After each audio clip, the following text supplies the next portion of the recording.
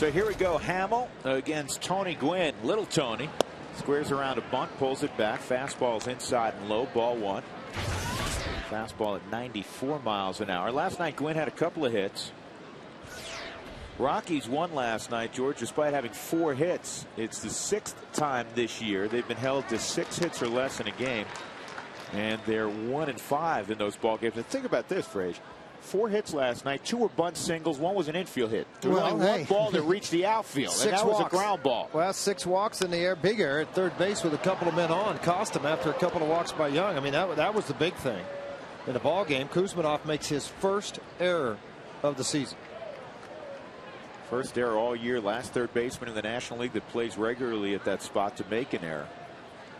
And Jason Marquis was marvelous for 8 innings, and again lights out in the 9th inning for Houston Street. Here's the 1-2, and it's high, 2-2. Well, Atkins last night, 3 very good plays at third base, and the hard hit ball by Gonzalez right at Barmes. A couple of running catches in the outfield.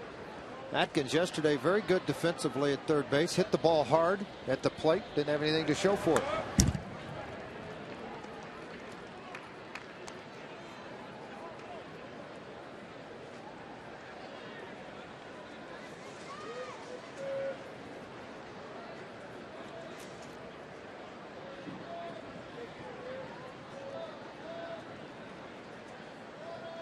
Two and 2 on Gwynn. Just underway, and the breaking pitch hit hard at Atkins. Got no play now. So Atkins with that in-between hop, and it was hit with authority. Adam couldn't come up with it. The leadoff man on. Smith is in left field. Dexter Fowler in center. Brad Hopp back in the lineup. He's been nursing a groin strain the last couple of days. You see the infield. Atkins, Tulowitzki, Barmes held. Paul Phillips doing the catching tonight, and tomorrow your Victoria Alba will be back there. Good to see Brad out patrolling right field. Had 1 pinch hit appearance on Wednesday in the 9th inning against the Dodgers. Made the final out. Missed 3 days. That is an error on Garrett Atkins. 6th of the season on Garrett. Last night, boy, I tell you, he was like a vacuum down there. You know, I thought, George, that was the best defensive game he's played all year. Man, hit the ball extremely hard. I mentioned that a minute ago. Hit the ball extremely hard 3 different times. Didn't have anything to show for it. 2 deep drives to center and a line shot to third that Kuzminov made a nice play on. David Eckstein, a guy that perfect 2-hole hitter for me. I mean, he's 1 for 3 last night, but a guy that can work the bat, chokes up on it, very good bat control, hard to strike out. As a manager, it makes it much easier for you to put your runners in motion with him. That pitch misses. He's going to give you a good at bat. He's going to bring a lot of energy to the ballpark. He's going to make all the plays that he can make. He wanted to go somewhere, he told me earlier this year, where he could go back to his original position of second base. And he has a long-standing relationship with Bud Black. With Bud worked for Mike Scioscia in Anaheim. Runner going. Phillips throw to second is not quite in time. He had a double clutch. I think he had trouble getting the grip, George. Well, he did coming out of the glove, trying to be very quick. You can see the disappointment on his face, yet made it a pretty close play on Tony Gwynn Jr. at second. He got stuck into the glove and did not have the ability to get a quick throw off. And watch as it comes out right there. That little bit of hesitation as he came to the baseball. You know, it's difficult for catchers because you've got to stay down in the strike zone. You'll hear umpires say, you know, where was that pitch? How could you call it a ball? And they say, well, I didn't see it. Your catcher stood up on me. You know, and that happens a lot where catchers go up to catch the baseball. And when you go up to get it, you block the view of an umpire. So it's important that you sit back longer as you can to get that ball called a strike and then have the ability to still throw guys out. First stolen base of the year for Junior. Tulowitzki reached out with the glove. The old daylight play. Hamill didn't throw, but he's obligated to step off the back. Otherwise, he's going to go to the plate with a shortstop out of position. 2-1 on Eckstein. And that's going to be a real tough play. Got to eat that one. That's a smart baseball. That's, George, why you said what you did about him. He is an ideal 2-hole hitter. He knows his mission there is to try to move the runner 90 feet, and he did twice as good. Well, here's the other thing about it, too. Even though Hamill's been over in the American League, where a lot of times you'll see guys throw curveballs or sliders when behind in the count. It was a 2-1 count, which typically is a fastball count. So he knows he's going to get a pretty good pitch to bunt. And it allowed him to perform with that, too, to lay the good bunt down the third base line. Now you're staring at first and third. And for Hamill early in the ball game, love to have a double play here, if you could. Very difficult with nobody out, infield back to prevent the run from third. And this ball is hit to left field pretty deep down the line, and it is gone. Adrian Gonzalez with his 19th home run of the year. A 3-run jack here in the first inning. That is how strong he is. He's lined it out of the ballpark down the left field line. And for the Padres, man, that's a feast. They don't score many runs. They don't score many runs at all. Actually, you think about this. It got some numbers for you worked up before the ball game. Now, see, that's a good pitch. This pitch is down around the knees. Now, you got a left-hander. He's got a long swing. He's got opposite field power, and then sure enough, it just barely gets out of the ballpark, out over the head of Seth Smith. But that wasn't that bad a pitch from Hamill. It's just a pretty good hitter up at the plate. The Padres, during their 10-game win streak, the ERA was 2.11. They averaged almost 9 strikeouts a game, only 3 walks per game. The opposition only hit a .181 against them. The bad side of this, the team batting average 222 over that 10-game win streak. Hits per 9 innings 7, strikeouts 7, and they averaged 4 runs per game. But there was only like 3 games in there that brought that up, where they had a 9-7 win and 8-5 win. Well, they've been tremendous in 1-run games, unlike obviously the Rockies, who are just 2-9 in 1-run games. Here's the 0-2 on Headley, and he fouls it off. Yeah, part of that is the success of their bullpen at the back end of that thing. Obviously, Bell's a big part of that. Pitched 2 innings against the Rockies in San Diego in that 1-run game. They ended up winning in the bottom of the 10th inning. Yeah. He pitched 2 innings in that game. Here's the 0-2 again, and swung on a miss. Good breaking ball. I talked to Adrian Gonzalez yesterday about how he's going, and he said he would prefer to hit in the 3-hole. And most nights he's hitting the cleanup spot, but you get extra at bats. You know you're going to hit in the first inning, hitting in the 3-hole, and guess where he is tonight? Well, he's hitting in the 3-hole, and he's got 37 RBIs now. The guy's on there. 1 out, and that'll bring up Ryan Giles. Giles, who rarely swings at the first pitch, does here, and grounds out to help. George Roberto keys to the game. Well, after the ground out by Giles, bring the sink up. Talking about gear, their starting pitcher, and I think that's going to be important that you make him bring the ball up. The Rockies, he went 8 innings against them in San Diego, and he was very, very good. Had a lot of atom balls working, and the balls were hit hard. The defense behind has been let down a little bit because of Atkins' error early, with Hamill on the mound. I think the defense, because it is going to be a low-scoring game, you would think, when you play the Padres. What you kind of gear up for, especially when you're playing the Padres in San Diego. Kuzminoff takes a strike.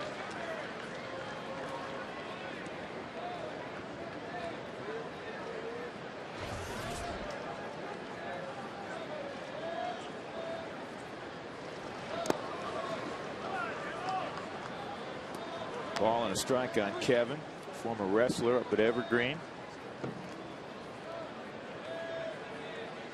Nice of Jeff Houston to drop by. Except he didn't bring us the ice cream sandwiches that he just stuffed down his throat. Well, Barb has been a wonderful ticket holder here in Denver, and I can't think of her last name, and I apologize for that. But at Sam's number 3, we have breakfast frequently. Season tickets to the Rockies, the Avalanche, the Nuggets, CU, and Broncos. And her husband's deceased, but she comes to all the ball games, and I kept kidding her. I said, I haven't got any strawberries lately. Tonight she brings by a big jug of fresh cut peaches, whipped cream, and angel food cake for you. Because I don't eat that stuff. No, I know you don't. Yeah, your body looks like a temple. 2 balls and 2 strikes. An old one. Kuzminoff. Good breaking ball. That's a pretty good yacker right there. Unfortunately for Jason Hamill, the Padres have a 3-0 lead as Adrian Gonzalez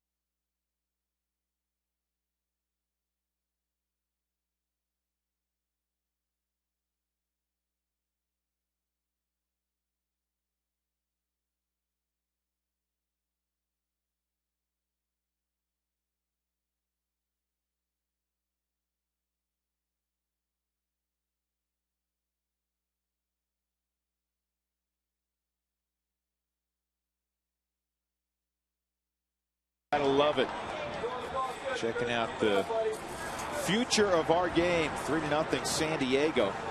And after a half inning of play, Jim Tracy goes over and visits with his starting pitcher tonight, Jason Hamill. And the Rockies will have to counter tonight. And they'll have to play uphill, which is something that they have not unfortunately excelled at this year. Here's the batting order for Jim Tracy tonight. Again, Dexter Fowler up top. Barmes once again in the 2-hole. Helton and Atkins the same from last night. Brad Hobb reinserted. Back live on a bouncing ball. Fowler is thrown out on a bang-bang play. Well, I tell you, that was a heck of a play, too. Kuzminov, he laid the bunt down. Kuzminov comes in on the baseball and made a very, very nice move on it. Watch again, Dexter trying to get things going early in this ball game. See it slide right up, and then here comes Kuzminov after it, and a strong throw, underhand throw over. Nice job.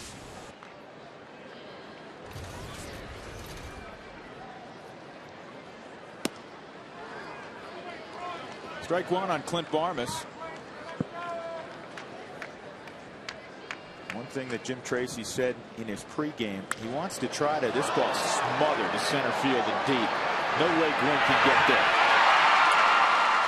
Barmes is thinking three, and he's going to have himself a triple. Man, oh man, did he ever lay wood on that one. So Clint Barmes, a one-out triple. And the Rockies are in business against Josh Gear. And a guy that doesn't strike out a lot of people, a contact pitcher. This pitch just ran back into the middle of the plate, trying to keep the ball down on the Hyundai cam. You can see the exact spot of this location as it worked back to the middle of the plate. He can't miss like this with his stuff, or he's going to get punished a little bit, as he did here into right center field, out of the reach of Gwynn and Giles. Gwynn will retrieve it off of the wall, but not before Barmes got to third base. Here's Todd. What I was saying is, Jim wants to come up with somewhat of a set lineup and run with it for a period of time and see what happens with it. He believes that, you know, players get in the comfort zone if they know, okay, you know what, I'm the 2-hole hitter. Well, you do. I hit the 6-hole. Absolutely, you do. You know, and here's the thing. As a 2-hole hitter, you know, all right, what am I going to be asked to do? Hit behind runners, bunt, move guys over, and be a big part of the offense. I may not have a lot of RBIs, but I can get a lot of hits if you can handle the bat hitting in the 2-hole.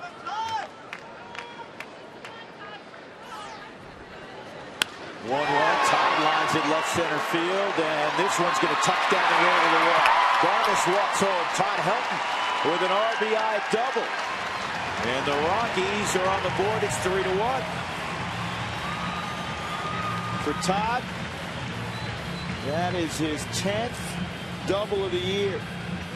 33rd RBI for Mr. Helton on a ball down and away from him. He's been trying to stay on top of the ball and drive it. He had 3 balls caught line drives last night. This one's not going to be caught. Hit to one of the deepest parts of Coors Field out in left center field to drive Barmes home and make it a 3-1 ball game. Now 19 doubles, shy of 500. I thought Atkins last night, Jim Tracy was talking about this, swung the bat better than he has in quite some time. Nothing to show for it, George, but he hit the ball hard on 3 occasions. Well, scalded 2 to deep center field, the line drive to Kuzminov. Those were the 3 balls he hit extremely hard. And this is in the air to shallow left field. Headley will make the catch. 2 outs. Helton at second base. Let's check the Fidelity scouting report. We haven't been able to visit on Josh Gear just yet. Well, 84 to 88, and the 88 being generous. He's more 84, 86 in that range. The slider 78, 82 changeup. He's going to want contact, but he's also going to have a lot of sink to the baseball. And we've seen that on a couple of pitches. Although the Rockies have hit it hard, he's not scared. He is going to challenge you as a pitcher. He may give up a lot of runs, but he's not going to walk people.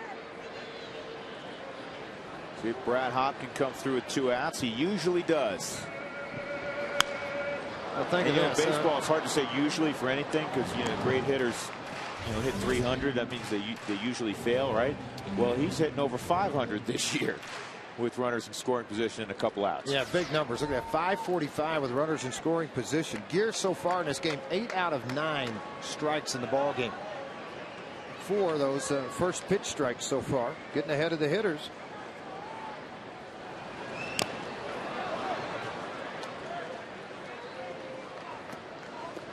Heard a story from a scout down in Texas, covers the amateur drafts, that when Gear was in college, if I'm not mistaken, maybe in high school. Had surgery and a pin inserted in his elbow. And it's still there. Third round draft pick, second round draft pick out of TCU. This ball pulled down the line, foul. And I'm not really sure that Chris Guccione, as if you said it, am I right? Chris Guccione, yeah. Guccione might have saw this one. This was more of a get out of the way, and I don't want to eat this thing. He saw it the whole way. Had a baby straddling the first base line. Self-preservation while taking a peek, huh? Gooch, who's been working in the big leagues for the better part of a decade, is now a full-time Major League umpire. Congratulations to Chris. 2-strike count on Brad Hopp.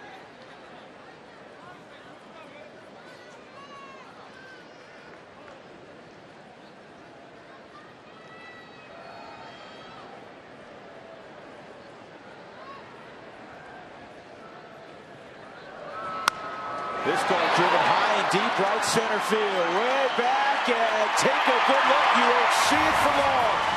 Welcome back, Brad. We're all even again at 3.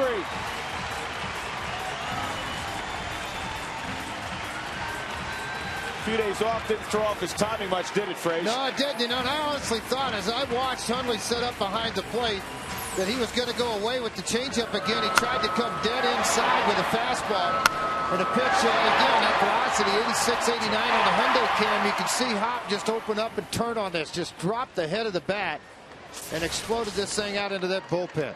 A lot of high fives in that dugout from Helton, and Hopp, runs thrown on the board, answered the knockdown punch that the Padres put up early. Well, the Rockies won 3-0 last night, and it's 3-3 here in the bottom of the first inning. He knew he got it. Home run number 7. So did everybody in the bullpen. Nobody moved over there either. We can't catch this one.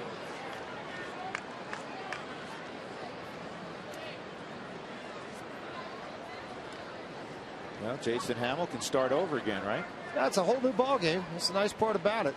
You just go out and learn from the mistakes in the first inning. And realistically, the ball that Gonzalez hit was not a bad pitch. It was 93. It was on the outer half of the plate, and it was down in the strike zone. So where'd Gear graduate from?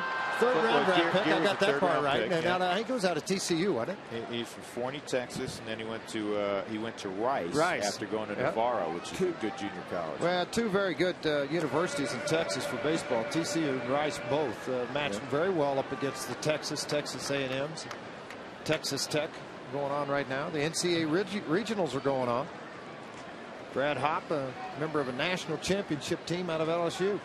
You know what we need here from Smith? We need a single, and then the Rockies will have hit for the cycle in the first inning. Well, not going to happen. Productive first inning for the Rockies. Barmes tripled, Helton doubled. Brad Hopp, a 2-run home run. 3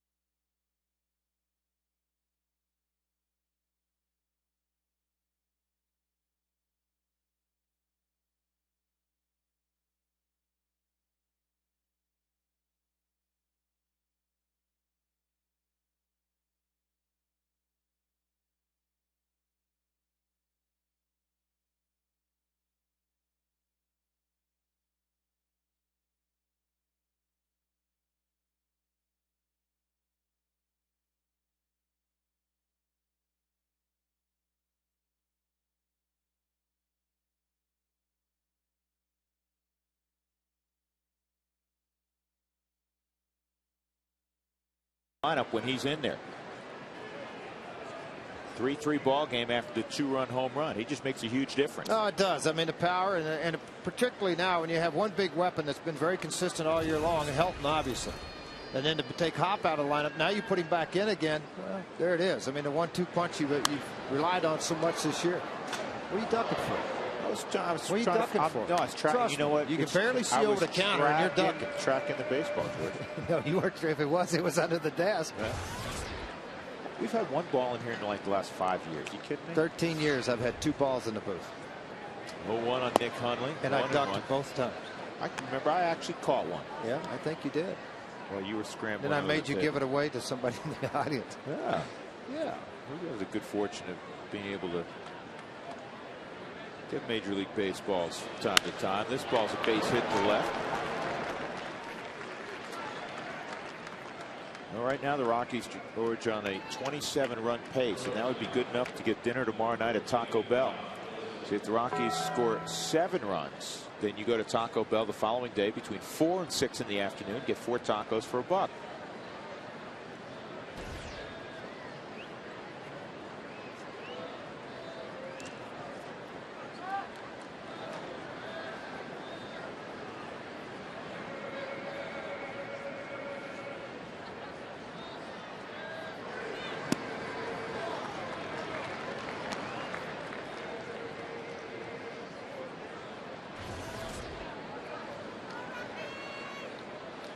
'Josh Wilson, been with the Rockies organization in the past. 2006 was with the Rockies, traded to the Rockies for just cash considerations. Needed a middle infielder at Colorado Springs.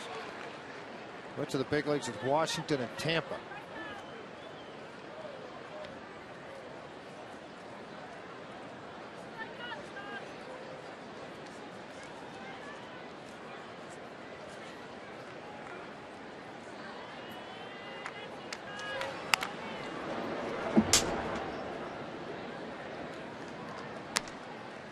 Two on Josh Wilson. Tell you a great story. Josh Wilson's dad has been the coach for a long time at Duquesne University in Pittsburgh. And you know who his star player is this year? Jim Tracy's son, Mark. And the youngest. Yeah, he's the youngest, George, but he's a giant. Actually, they thought he was going to play college football for Sonny Lubick at Colorado State. Yeah, isn't that something? That gets past Phillips, so moving up is Hundley. That'll be a wild pitch. So Mark, who is in the neighborhood of 6'6" and 240 pounds, does a lot of catching at Duquesne. He has tremendous power, but as Trey said, he was a football player, so he played baseball. So he's probably got 600 at bats in his entire life, but he's going to go in the draft in June somewhere, just because all that potential and how big he is, and he'll have a decision to make whether to come back for his senior year at Duquesne. Of course, Chad Tracy, another one of Jim's kids, is in Frisco, Texas, playing in the Texas League, and he's 3rd in RBIs in AA ball in the Texas League. He's up there in home runs as well. He could flat out hit. He went to Pepperdine. Remember that? Oh yeah, high draft pick with Texas Rangers. Now I have him playing left field. Caught in college, played a little first base, but now he's playing first, left, and DH. Yeah, he had some arm issues. Hopefully he's able to sort those out and maybe get back behind the plate. But he has, according to his dad, it's not bragging when you've been in baseball as long as Jim Tracy's been. I mean, obviously you love your kids and you're going to have a bias, but you've heard the same reports I have. He has a big league bat. Well, he does have a big league bat. I think the question mark obviously is the defensive side of things after being a catcher for so long. But he runs better. That's down the left field line, and Hundley's going to score easily. Josh Wilson's going to have himself a double. And he overran second. Safe. Yeah, that's the old trick when you have the veteran first baseman. You see Helton do it an awful lot. Pujols, Adrian Gonzalez, guys will trail the runner just for that simple reason. When you make the throw and it gets by, that you get in behind the runner. You're going to look at this on a curveball at 85 miles an hour. He got out in front of it, just hooked it down into the left field line. Nice job by Seth Smith to get this thing cut off before it starts to run around out there on the outside part of the wall. And then when he throws it back in again, you can see he shot over it. Helton dove back to try to get it. I mean, he's thinking, all right, I better get back here and look around. Nice to be aggressive, better to be smart.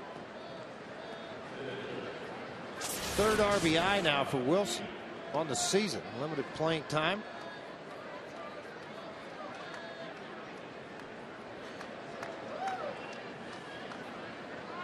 Well, now Josh Gear at the plate. Nobody out.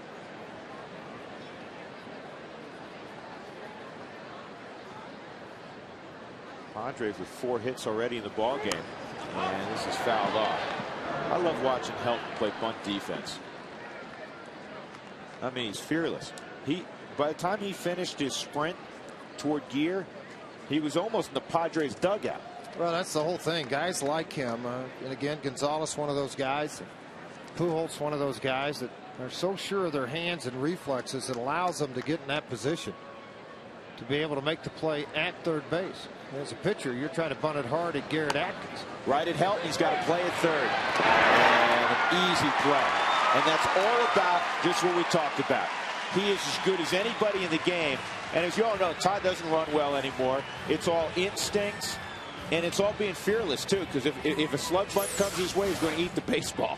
Well, here's the thing about it. I mean, the bunt is right out in front to Helton. It's an easy ball to handle for him, but because of his positioning, he's able to do it. But I also think, looking at Wilson out at second base on a ball bunted that hard with Helton charging that fast, not sure that was smart base running on his part either. Good play for Todd Helton. Good play for the Rockies and Hamel. You get a pitcher at first base, even though you're back to the top of the order. Tony Gwynn reached on an error by Garrett Atkins in the first and would come home on the Adrian Gonzalez 3-run home run. Garrett's made 6 errors this year. 3 of them have come when Jason Hamel's been on the mound. And this ball is kind of served to right center field. Fowler eats up so much ground and it hung in the air. So Dexter got there.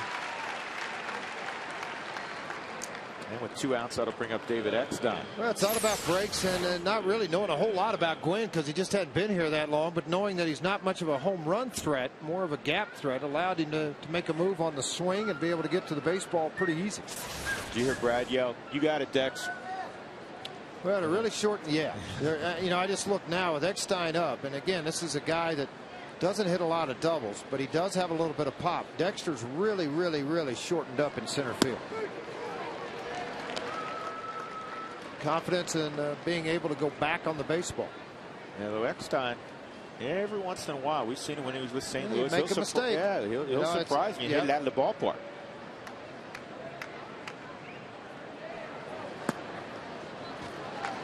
You wouldn't think so, George. I know when you're standing on the mound, you're evaluating a guy, and obviously at the big league level, you know everybody. But if you looked out there and you saw this, you say, "Hey, bring the outfield in. Come on, he's not going to hit it more than 220 feet, right?" Exactly. You just back everybody up, bring everybody in. Shortens up on the bat. He's 5'6", but he will surprise you. You know who got activated today, George? Cliff Floyd. Yes, added to the list.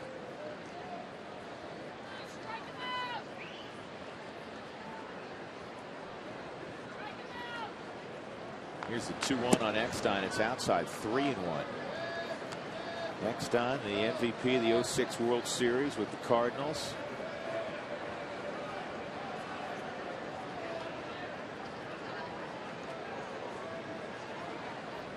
Got 2 rings at home, one with the Cards, one with the 0-2 Angels. He's been to the postseason 4 times. Well, it's one of those things. You look at certain players and you go, man, short, doesn't hit a lot of home runs, doesn't do a lot of things, but he just wins. He wins. And whatever teams he's on, wins. They figure out ways to help you as a ball club. And that goes foul. He bunted his way on his first time up, 3-2. We're talking about Eckstein. You look at him and say, well, there's no way he's going to go yard. Here's something I didn't realize about David. He's one of only 5 big league shortstops to hit 3 grand slams in a season. He did that in 2002. And he's the first player in the history of the game whose first 2 career slams came in consecutive games. You'd think you'd be talking about Barry Bonds, not Right, David Eckstein. I mean, Adrian Gonzalez, Yeah. some slugger, right? Yeah. Not David Eckstein. And the 3-2 is fouled off.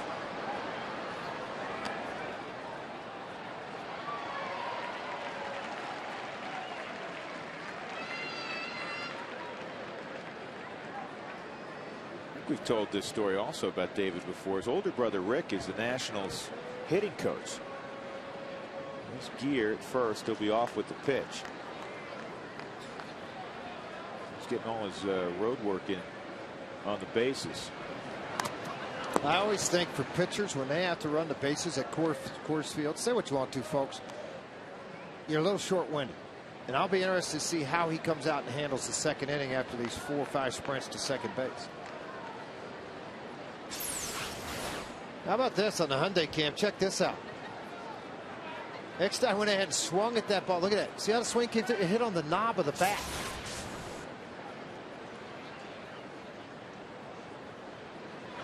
And a ground ball to second. Vargas will throw at Eckstein in the inning.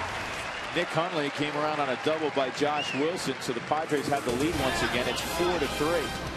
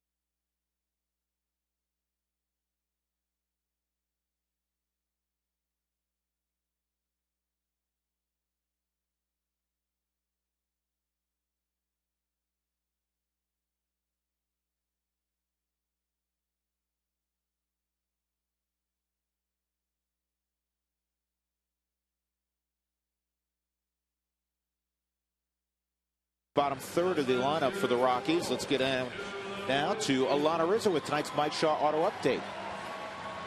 All right, Drew, thanks very much. We continue our tour of Little League fields in the state of Colorado. I'm still at Jason Jennings Adaptive Field in Lakewood, and I'm standing in left field because I want to talk a little bit more about Padres starting left fielder Chase Headley. Now, he didn't always man the left field position. He started as a shortstop at the University of Pacific in Stockton, California. Then he transferred to his primary position as he transferred to the University of Tennessee. Now, in his sophomore season, he didn't have a really great year at Tennessee.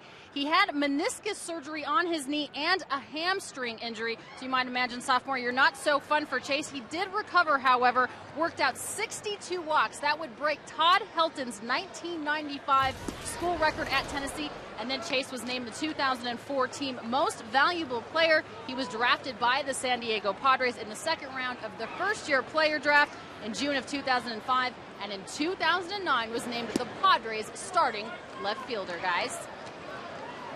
He's a guy they have high hopes for. He's had an opportunity to play on a regular basis this year. Inside 2-1 on Tulowitzki.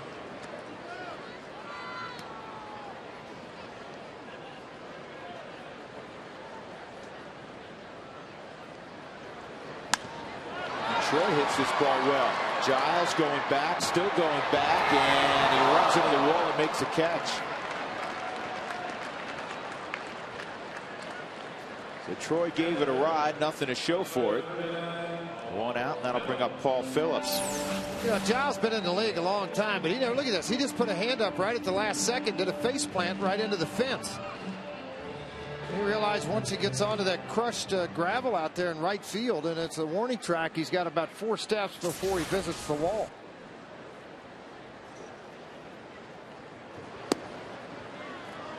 You know, the Rockies fell behind 3-0 in the first, scored 3 in the bottom half of the inning, and the Padres just added 1 in the top of the second. This is amazing to me, and it, I guess, symbolizes where the Rockies are right now, 9 games south of 500. When the opposition scores first this year, the Rockies are 3-24, last in baseball.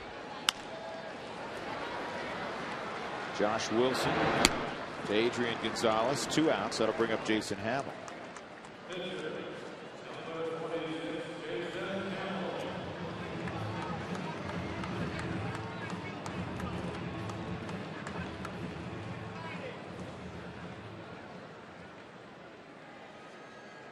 Hamill looking for his first hit this year. 0 for 9.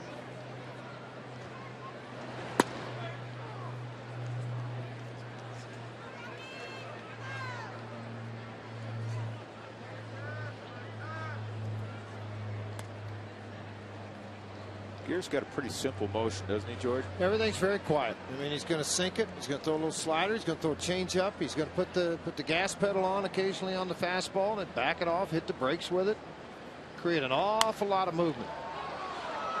1-2-3 inning in the second for Gear. Padres 4, Rockies 3. Back to Coors Field after these messages.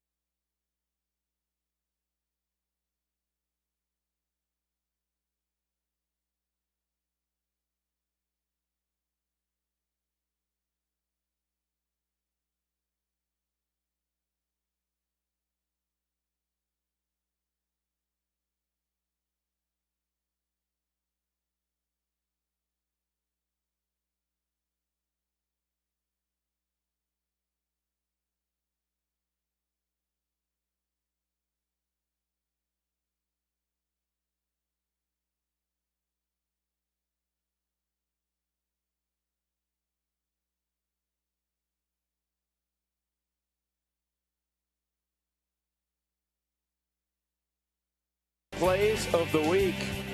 Yeah, Clint Barmes hit a home run earlier in the week against the Dodgers. He's hit the Dodgers hard this year. Ryan Squigwoods also went deep against LA. And how about the performance last night? 8 shutout innings from Jason Marquis. Now tied for the National League lead in wins with 7. Our AMCO clutch plays of the week. Drew Goodman, George Frazier. From Coors Field, we're featuring youth baseball today. Trying to touchdown in different parks around the metropolitan area. Adrian Gonzalez hit a 3-run home run in the first inning. Almost right down the left field line. He really has kind of an effortless swing. Long. Good hitter. Watch where this pitch is, folks, when it approaches the plate out of the hand of Hamill. Down. Sinking down. And to lift this ball and hit it where he did, some 355, 60 feet from home plate, that's impressive. Got in on the hands a little bit. Just enough that It's going to stay in the ballpark. Smith makes the catch. That's a big first out. Gonzalez retired. And that'll bring up Chase Headley.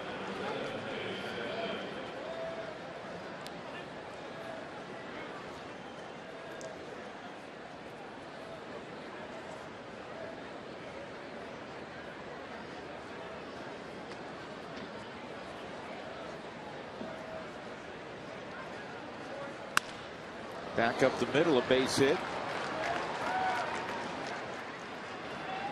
First at bat, it was a hard yacker on that back foot that got him out. Good curveball. Struck him out, this time expecting early in the count. Took advantage of a 93-mile-an-hour fastball right back up the middle. Brian Giles steps in the 5-hole tonight for just the 4th time this year. And Giles swung at the first pitch. Well, he does that a lot. Yeah. About once every 400 at bats. Bounced out to Todd Helton.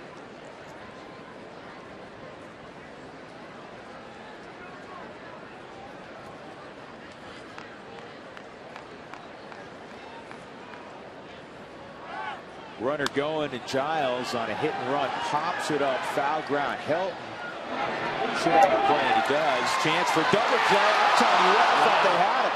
Yeah, I think Jim Tracy's going to come out and have a little conversation with the Salida kid, Chris Guccione, because I thought he had him too.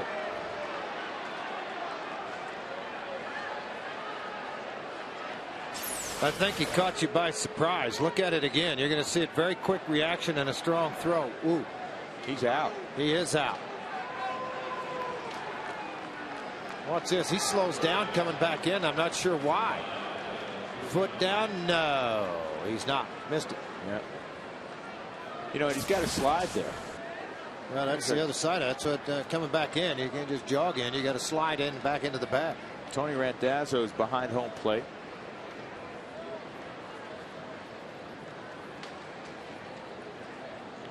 Two outs. Kevin Kuzminoff at the plate.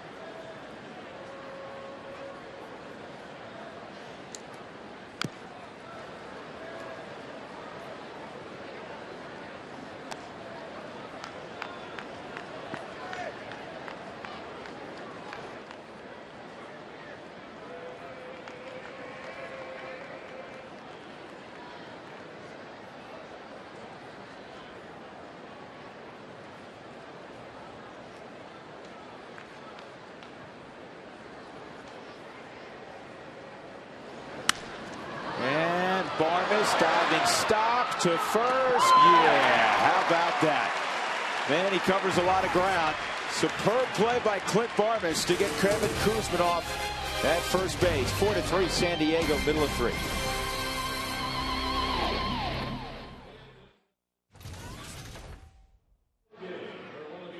Chance to win a Rockies prize.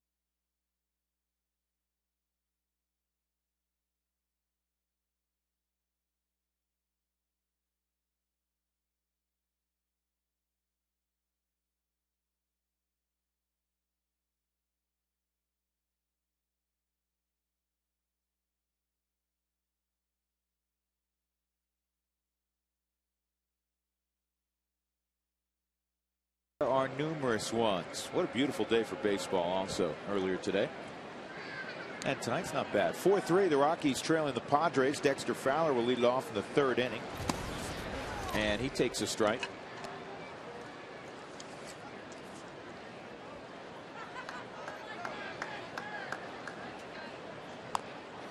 And this off the end of the bat. And Gear throws out Dexter Fowler. History's biggest hit is back. Don't miss a sneak peek of Ice Road Truckers in the fourth inning.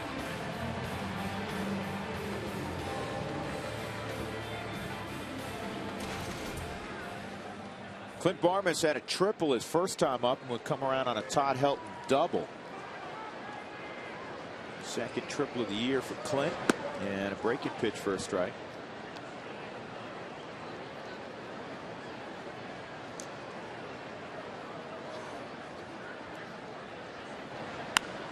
And that's pulled down the line. It's got some hook on it. Well, Coors Field's a great place to come out. The Rock-Henge Conference Center, available game days or non-game days. Great groups of 25 to 200. You enjoy the views of the city as well as the ball field from a great meeting place. So call 303-312-2424 for the Rock-Henge Center here at Coors Field. Rockies yesterday with that 3-0 shutout behind Marquis, 8 innings, and a 1-2-3 ninth from Houston Street. Third shutout of the year. Yesterday, game one of the Jim Tracy era. And this is lined toward left center field. This is going to touch down, and it's going to roll all the way to the wall now. And guess what? It's going to be the second triple of the night, third triple of the year for Barmes. Some say the most exciting play in the game, a triple. Back-to-back three-baggers for Barmes. And again, this is that breaking ball that just hung out into the middle of the plate, and it tells you about the bat speed of Barmes on the Hyundai cam because he's out on that front foot. And the strength of Barmes out into left center field. Headley couldn't cut it off, and then that's when Tony Gwynn Jr. came over and made the slide to try to stop it, and then it was off to the races for Barmes. Right off the bat, recognizes here he's got a shot at 3 when the ball worked away from him. Todd Helton's got to like this situation again to come up with an RBI. Chance. Already got one. He's at 33 on the year. Yeah, chance to tie up the ball game. Helton doubled to left center his last time up.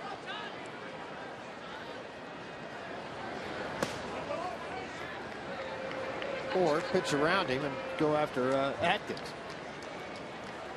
Strategy-wise, it's probably not a bad idea. You set up the possibility of a double play. Yeah, it's early, too, and this is one of the hottest hitters, one of the guys you don't want to let beat you in this lineup. And he's not going to pitch to him.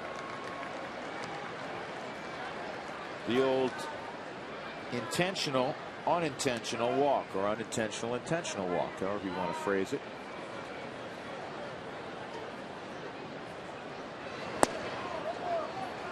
Time goes down to first, and that'll bring up Atkins.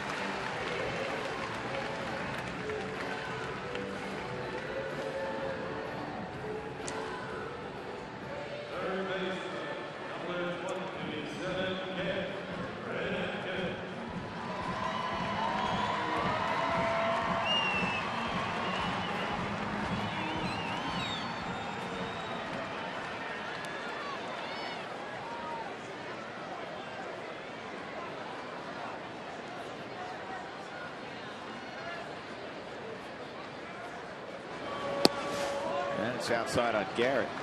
Garrett had a fly ball to shallow left his first time up.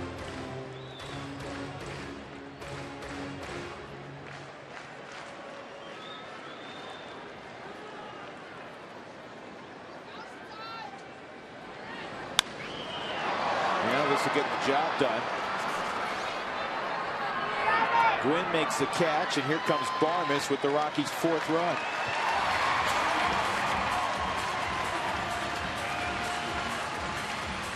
Sack fly for Atkins, and we're even at 4. Well, another one of those things that Tim Tracy's talked about. Don't try to hit the ball out of the ballpark. Just do what you need to do to get the run in. And with runners at first and third and less than 2 outs, it was easy for Atkins Just work under the baseball, hit it deep enough to Gwynn, and he scores Barmas. And then you got a tie ball game. Team baseball is what Jim Tracy phrased it yesterday. And now the home run hitter Brad Hopp, 2-run home run in the first. And this is to second base. Eckstein flips over to first. Brad Hopp retired. Another triple for Clint Barmas. Comes around on the Atkins fly ball. Tied at 4 as we go to the 4th.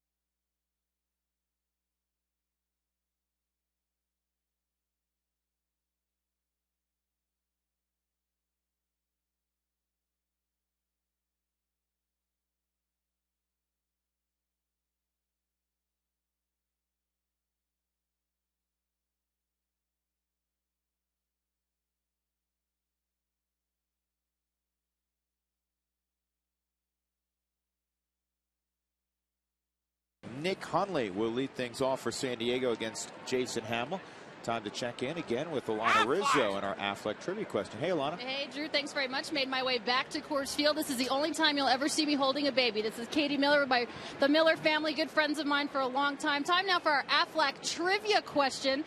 Now, 62 Major League players claim to have come from the state of Colorado. However, not all of them have played high school baseball in Colorado. There are 2 in this park. And Drew and George, I know you guys know this, but let's give our viewers at home a chance to guess it. 2 players in the park from Colorado played high school baseball here as we continue the Youth Day in Baseball, guys. All right, Alana, and this one's going to roll to the wall. Nick Hundley with a single his first time up has a double here.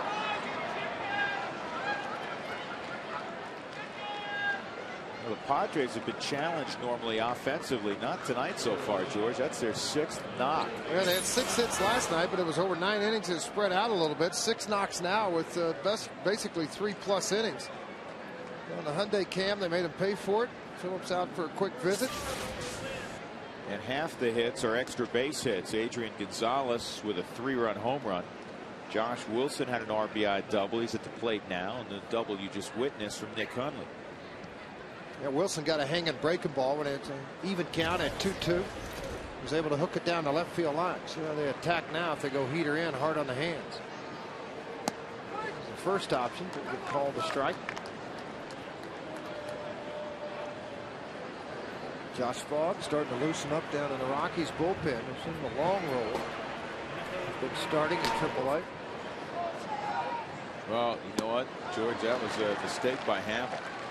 Tulowitzki broke to the bag, and Hamill went to the plate. Huge opening on the left side. And he seemed point right back out at Troy and let him know that part of that he missed it. Second time in the ball game they tried the daylight play. You see him run in behind him and then go ahead and make the pitch. 2 guys there went, uh-oh, Tulowitzki, and the hitter was like, uh-oh, look at the whole left side of the infield. It just opened wide open for me, and I swing and miss on a slider.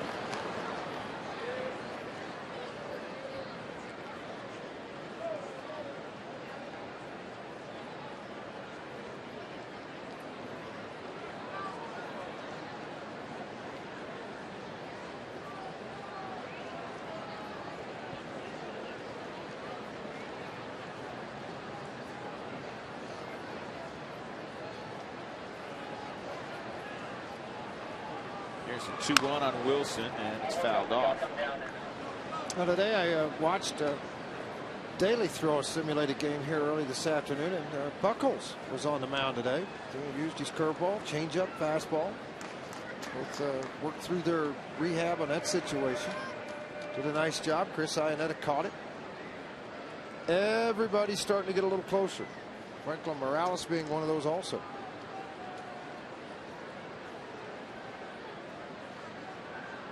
And getting Franklin back will be a big boost. Buckholz, I mean, the Rockies have really missed Taylor. He's a guy that, because he's a bullpen guy through the 8th inning as well as anybody in baseball last year. Kind of flies beneath the radar, but this bullpen not the same, nowhere close to it without Taylor Buckholz. And other than Houston Street, a lot of guys have struggled out there. 2-2 on Wilson. Nobody out. Nick Hundley is at second base, and time is called. We've noticed this about Hamill. When he gets traffic, he gets very deliberate. Well, a lot of times, though, Drew, instead of speeding the game up and not putting your thought process, slow it down a little bit, make sure everything's right with the delivery. But there's a point, too, where you go too slow. A lot of times it causes hitters to get out because you're breaking their rhythm up versus the other side of it. I mean, some pitching coaches say slow it down, others say speed it up, make it be aggressive as you can be.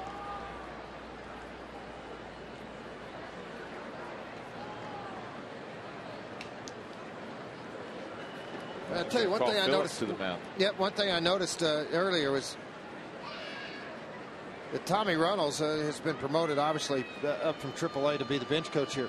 He's already handling the running game, which is what Tracy did. But Tommy's been handling the running game. You say, well, how big a deal is that? He doesn't know a lot of these hitters. He doesn't know a lot of the guys that have the speed, the guys that are going to throw through, not throw through. What do you think they're going to do? The managers and everything else. So he's been given a pretty good sizable amount of responsibility by Jim Tracy already.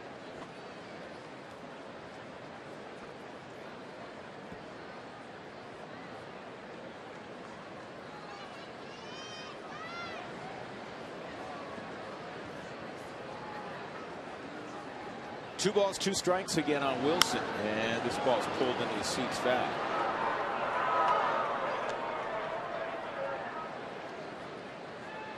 Padres on the road 7-18.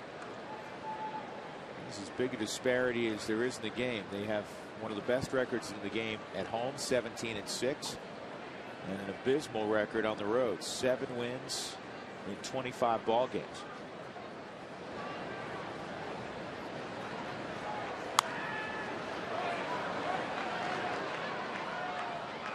That's what we're talking about with Tommy. When he starts to work down into the dugout, he's going over an awful lot of things to make sure that they had him together with the catcher, to also make sure that they know what's going on in the middle of the infield when he's calling things, talking with Phillips.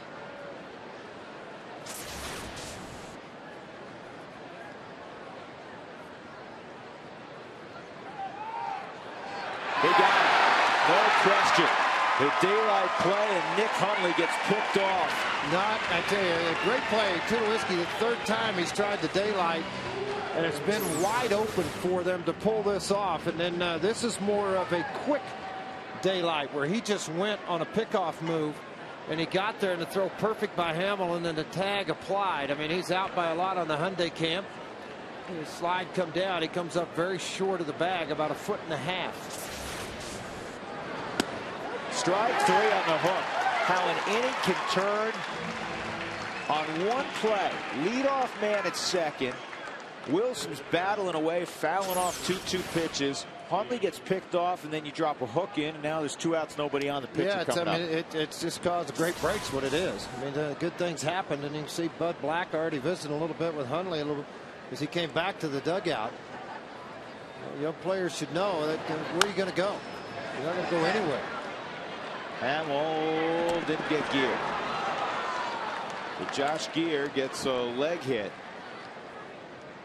And we'll see Tony Gwynn Jr.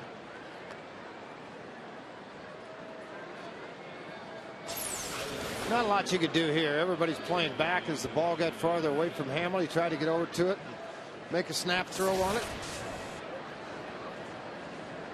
Tony Gwynn Already his third at bat. It's the fourth inning. 7 hits for the Padres.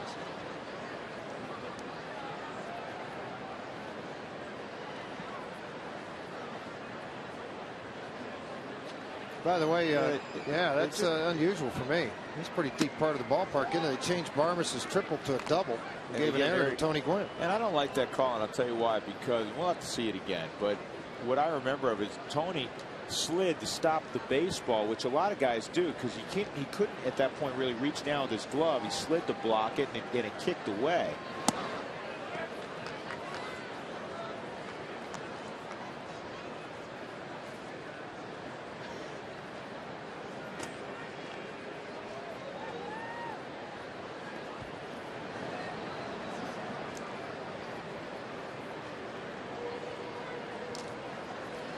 (2-0) on Gwynn. This ball's hit well to center field. Dexter Fowler turns his back, and it is over his head, off the wall.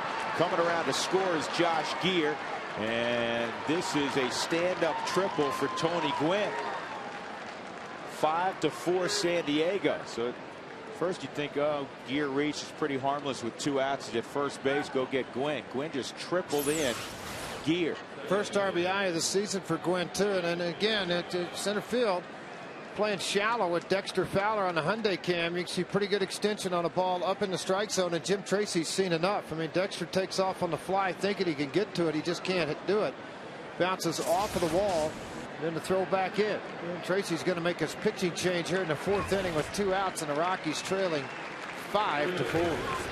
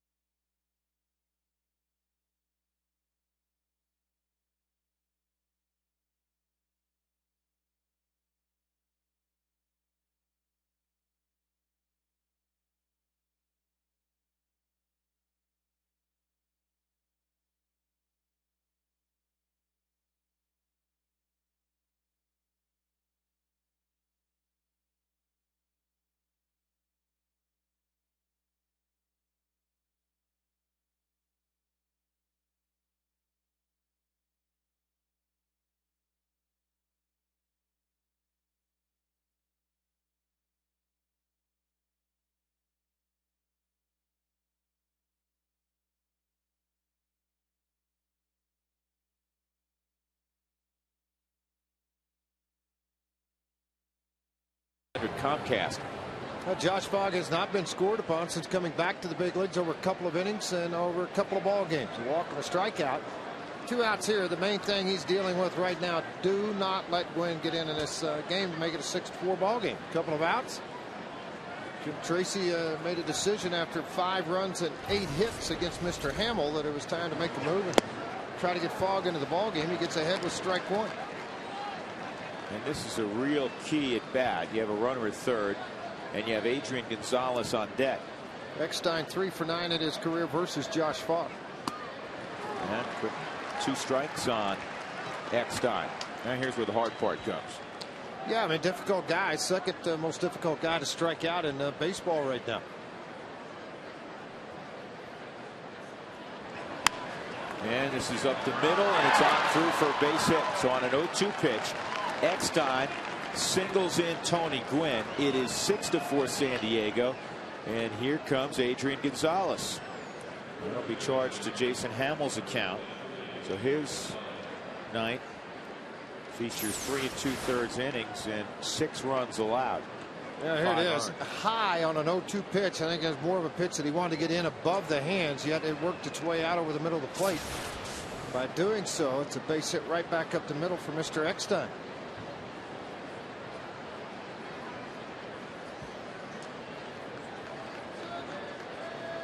Gonzalez, a 3-run home run and a fly ball to left field.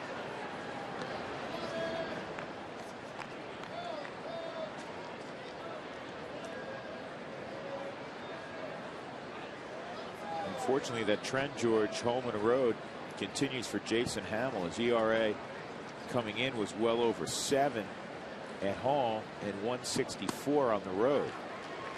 The ERA is going to go up.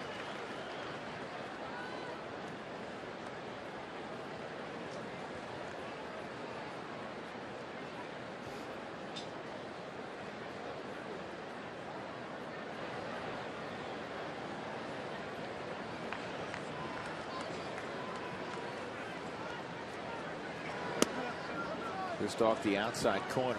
Well, if you're planning an event, don't strike out. Get a dinger.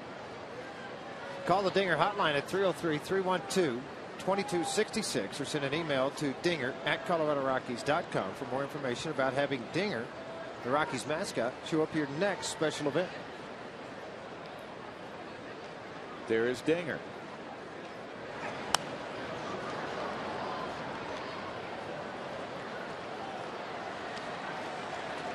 One and two on Adrian Gonzalez.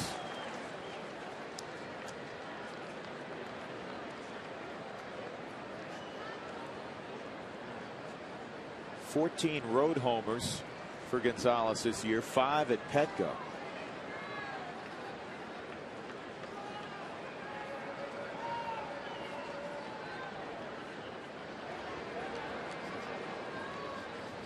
Eckstein chased back to the bag. 1 and 2.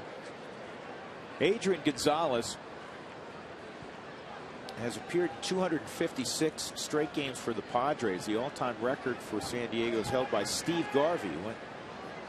Played 305 straight. Change-up, or I guess that was a cut fastball. Just looking at the velocity.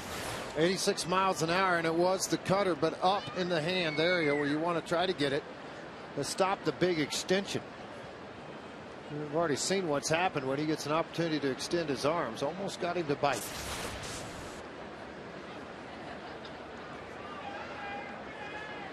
Two. And this ball's hit well left center field again. And at the wall, Smith will make the catch in front of the 390 mark. In the inning, 2 more runs for San Diego. They're up 6-4.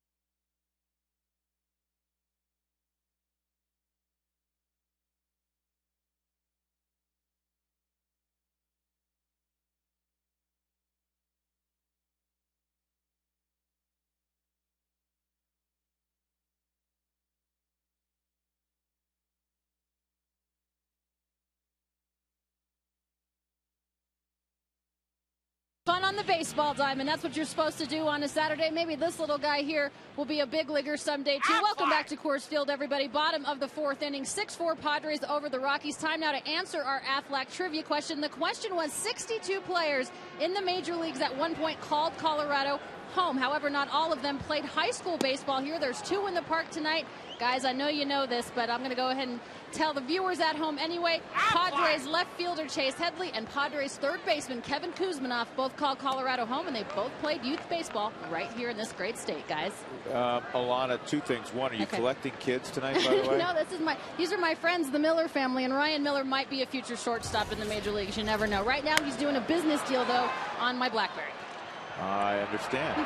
Actually, you know what, Alana, there's a young man for the San Diego Padres right there behind the plate, Nick Huntley, who played a little high school baseball in the state of Colorado also. He sure did. I missed that one. Yeah, he went to Boulder Fairview. His dad was on Rick Neuheisel's staff as an assistant coach. He's on Rick Neuheisel's staff again now out in Westwood at UCLA. So when his dad was coaching football in Boulder, Nick went to Boulder Fairview, and then he ended up graduating high school in the Pacific Northwest. A lot of Colorado kids here, guys. Yeah, oh yeah, absolutely. And congratulations to Mark Schlereth and his family, because the youngster made it last night, pitched an inning in the big leagues. Daniel Schlereth with the Arizona Diamondbacks. Yeah, looked good. Their #1 pick out of Arizona last year. And this ball's lined down the line. It's going to hook foul. Traded a couple text messages late last night with Mark and congratulated he and his wife Lisa, and he said, I'm on cloud 9. And, oh, absolutely. And you know that feeling, George. Well, but you know what? Think about it. Here's a guy that spent, what, 16, 17 years in the NFL, Super Bowl champions and everything else. And, you know, it's just it's a wonderful feeling when you go out and for what you accomplish, you get it passed on, and then all of a sudden your kid shows up at the highest level. And, you know, here's one thing about it. People always say to me about guys, well, you know, he's only here for like a month. He only made it for a year. He made it. He made it. You're right. He's here. He made it. Whether it's for 1 day or 10 years, he made it. Well, you know what? And today's a wonderful thing. Our producer Mike Fox had the idea. Let's shoot, you know, kids around the state. You know, it's really around the metropolitan area. Resources being what they are, playing baseball. And there are thousands and thousands of kids that march out on the field. Not just during the weekend, but in the evenings during the week. And it's great to see. And if you ask any of those kids, they want to be a big league player. And it is a needle in a haystack. But you know what? Maybe one of these kids we're watching, or one of these, I guarantee you, there's some kids out there who are 8, 9, 10, 11, 12. Somebody's going to make it. There's going to be a few somebodies. You know, the one thing I want to do, too, is I want to pat a lot of these guys. I had a guy named Bill Wilson, my coach, in 2nd, 3rd, 4th, 5th grade until I moved on into the middle school. But his coaches spend a lot of time with these kids, and they do it because their kids on the team, or they want to be involved with a lot of these youth kids. And you have fond memories of that. And keep it in perspective. It is Little League Baseball. They are just kids, and they're out there to enjoy and have fun at the game. And as they get older, you know, they may become superstars in football or basketball or track or economics or chemistry. It may not be baseball, but to make it fun, as much fun as you can for them right now while they're playing this game. You know, the window to play is so short. You look at some kids around the ballpark. Hey, by the way, you say short, but Drew, think about it. Colorado State club team won the national title for the 2nd time. I read it in the paper this morning. They beat the Arizona club team. Yeah. So some guys went on and played there too. Yeah, and obviously I wish they were still playing baseball at those schools. It's just tough with the economics of playing numerous sports at the college level, funding those sports. It's very difficult. But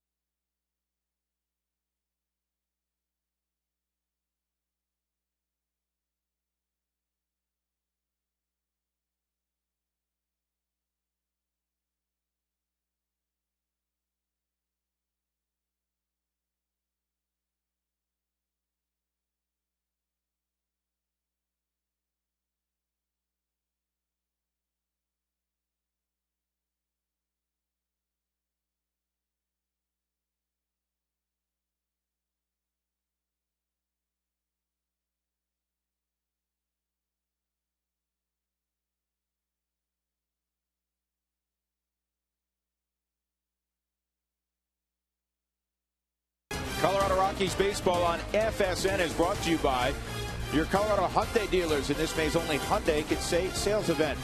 By Geico, 15 minutes could save you 15% or more on car insurance. Visit us at geico.com or call 1-800-947-AUTO. By Dex, take the sport out of finding local information with Dex and print and online at dexknows.com. And by Burt Toyota, where the Tacoma is less than $24,000. And it's Brent Main Field, where there's a bunch of Little League action going on today. There's a tournament over there. It's kind of neat, George. I had a thrilling afternoon because my two oldest were playing on fields that were within 250 yards of one another. Yeah, that's got to be a lot of fun, running back and forth. Yeah. Thought you had to smell a little funny. They're running in and out. They're sweating all day long. Yeah, I'd do the same thing. One ball, two strikes on Chase Headley. You need to get the golf cart, pull it behind the Suburban, to drop it off, and you go back and forth, back and forth. Say, you know, Chris, load it up, take it to the house. I got to go to work. There you go. That just missed on the inside corner, 2-2. Josh Fogg in relief of Jason Hamill. Hamill went 3 2/3, gave up 6 runs on 6 runs, 5 earned, 8 hits, struck out 2. Well, I laughed, Drew, when we showed up at the park today to do the open and see Zach playing. Zach had a double, and he pitched a perfect last inning of the game. But Drew has a youngest son, Gabe, and of course he's going to all the older brothers, much like Parker did with his 2 older brothers, and they're around all the time. And Mr. Frazier, George, I was at a swim meet today. And I said, really? How'd you do it? He said, good. I swam the 25. And just kind of like, and that 25, I guarantee you 25 meters to him is probably like 6 miles. I'll tell you this is a little bitty guy, you folks. I mean, but he was like, yeah, I did the 25. And just kind of walked away like it was an Olympic event. Like, yeah, I did it. Just kind of, I just cracked up laughing. They look like the English Channel to those kids. Pretty funny. Here's the 3-2, and this is hit at Todd, and Hilton will run to the bag, 1 out. Headley retired. Brian Giles coming up. Let's take a look at our Exempla injury report brought to you by the Exempla Lutheran Medical Center. Chris Iannetta has a right hamstring strain. He's been on the DL since May 24th. He's eligible to come off June 8th, and he will be, barring a setback. I mean, he's taken batting practice. George mentioned earlier he was catching a simulated game this afternoon. I talked to him, and he feels good. He ran a little bit on it today. Said he had, couldn't feel it at all, which is a good sign. So it'll be a 15-day injury. Chris will have to go out toward the latter part of that just to get some at-bats and get some timing. Well, that's the one position that you can't go, I'll give him day-to-day, a couple of days he could get back early and go. You've got to have the backup catcher. I mean, you can't not go. I mean, at first base, you could run somebody else over there. Third, you make some different adjustments. Batting practice today, I mean, here's a line drive, but I watched him leave the yard numerous times in left field. He's feeling good, but it was the one position. Could he have been back probably in 7-8 days? Yes. But because of the position, you can't afford to do that. Nope. 2-1 on Giles, outside 3-1 on Brian. Coors Field, a great place for a group outing. If you got 25 or more, receive discounted pricing, scoreboard recognition, and all these other great benefits when you come out with your group. 303 Rockies for a group to come out to the yard, see the ballpark, watch the game. Nothing like it.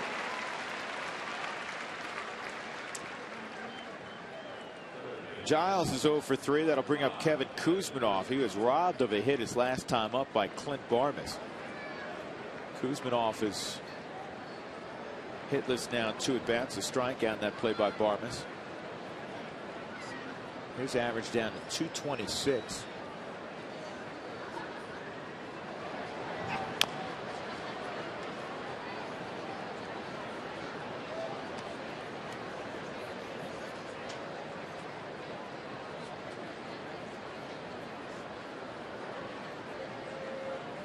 Padres 8-2 over their last 10.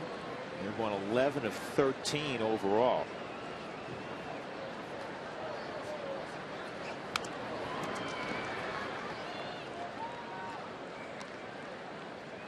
Two-strike count. Fox ahead of Kuzminoff.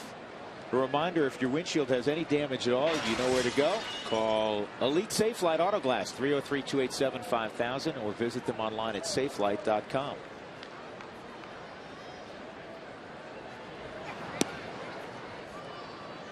You know, with Fogg's cut fastball, George, sometimes hard to tell whether it's a cutter or a slider. Well, velocity tells you cutter.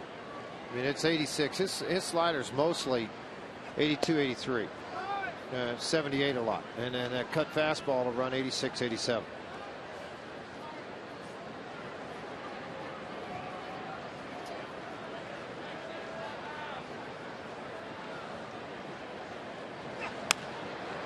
This is fisted to shallow left field. Seth Smith reaches up, makes the catch. Good inning for Fogg. Middle of 5, the Rockies trailing 6-4.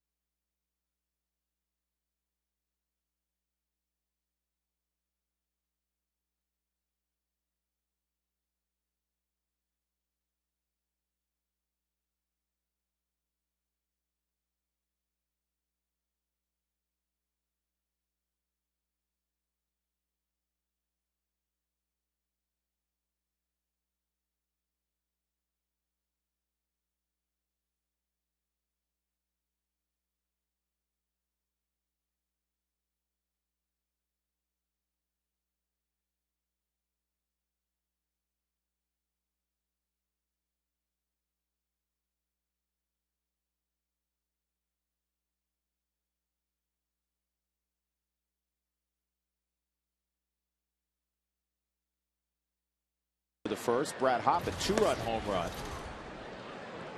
And Josh Fogg, he's going to hit for himself here in the top of the, in the bottom of the 5th inning. And Fogger bounces it to Kuzminov. Time for our Geico quote of the day. This is a very quotable guy, Freddie. Bob Uecker. On a Little League game in which his 14-year-old son was playing. He struck out 3 times and lost a game for his team when a ball went through his legs. Parents were throwing things at our car and swearing at us as we left the parking lot. Gosh, I was proud. A chip off the old block. obviously joking. But I mean, that's priceless. He's a great guy. Stuff. Yeah, you know, but the thing is, I will say this. Bob's been on the Tonight Show and obviously talks about all of his exploits of, you know, catching the knuckleball. Yeah, you just wait till it stops rolling, you throw it back to him. But he's a very, very, very good baseball announcer. He's a great baseball announcer, but George, he's a funny man. He's a great guy. He's got I went in there to do great dry wit. I went in there to do a Saturday national game for Fox, and I'd done all this work. It was 2 teams I had seen. It was 2 American League teams, and I'm thinking, all right, national game. You know, you get a little keyed up. I mean, it's going to the whatever, to the World. And I had all my books written out. I had everything done. And he came in and ripped it out, crumpled it up, and said, "Good luck, partner. Hope you have a good day." Walked out of the booth. I was like, "You didn't just do what I thought you just did to me." He thought it was pretty funny. I didn't think it was very funny at all. Had to pay him back later on. That was an Old County Stadium where you used to have to do the open out on the catwalk. Yeah. In front of everything. And he had a squirt gun. He'd shoot you while you're trying to. Oh, he just has fun. It's great. You know, he swims about 4 miles every day. He's in great shape. Yep. Really does. Yeah, he's in great shape. Well, Clint Barmas had a triple in what we thought was a second triple, but they have now changed the ruling. A double and an error on Tony Gwynn. Tony doesn't know which way to go, so I'm going to just play straight up. The first was in right center, the other's in left center. You know, here was number 1. Number 2 was over here.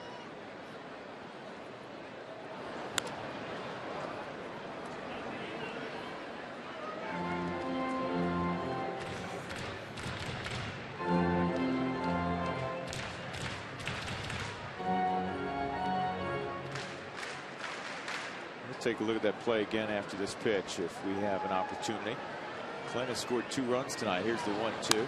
See, I didn't know if he slid when it went into the wall or if he kicked it. I couldn't. I mean, you know, I know that when it got by over here. Let's see. Tony's going to come in out of the right side of your screen, folks, when he gets over here. And see, slide, try to knock it down. It hit off of the glove and went to grab it. See, to me, I mean, he's just trying to. His glove's there, but he's trying to keep it in front. All I know is that, you know, the official scorer's job's not a fun job, so I never want to do it. Yeah, it's tough job.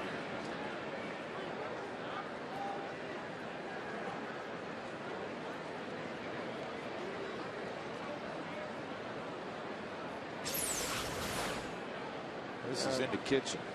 Well, it's into the kitchen and off the kneecap. Right.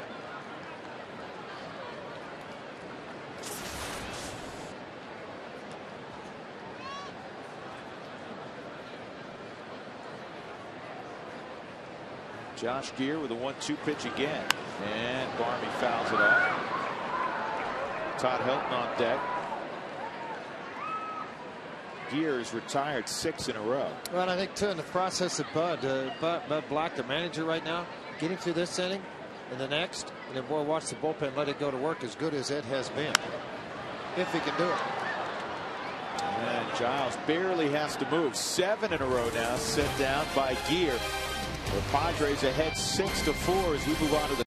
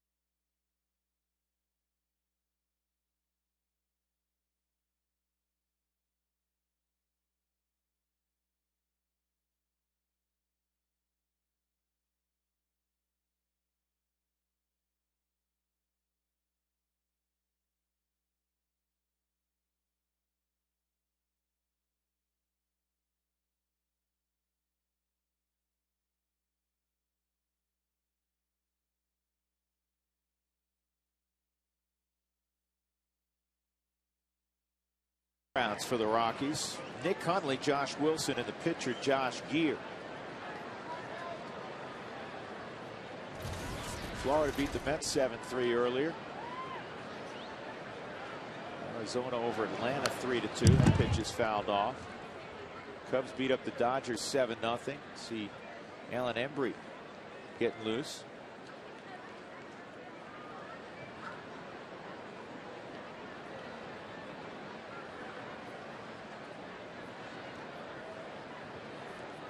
You know, earlier, George, we were talking about the Padres being a team that's got 2 personalities at home.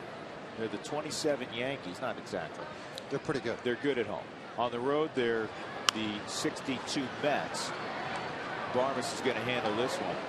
Toronto's the same way. They win all their games at home. They struggle out on the road. They beat Boston tonight at home. Let's go down again to Alana Rizzo with tonight's great Colorado Payback Sideline Report. Alana. Thanks very much, Drew. We've been talking about youth baseball in Colorado all game long, and you and George had an opportunity to visit a field this morning, and so did I. It was the Jason Jennings Adaptive Field in Lakewood, Colorado today. And what makes this field so special, as I mentioned, it's an adaptive field, meaning it adapts to the needs of the special needs kids, not only kids but adults as well. You might notice the field is a rubber surface so the kids are able to move their wheelchairs around the bases. And to be there today and witness these kids being able to play the game of baseball, a game that they obviously loved, was truly inspirational. Several volunteers and people out there helping these kids just have a really good time playing youth baseball in the state of Colorado. Jason Jennings Field, part of the Field of Dreams program that the Colorado Rockies have been a part of for a very long time. We mentioned Aaron Cook dedicated one yesterday in Windsor, the 57th field dedicated in this program. Jason Jennings Adaptive Field, just an amazing experience to be a part of today, guys. I wish you could have seen it. I'll tell you what, that's a ballpark that is right off 285, Hampton and Kipling.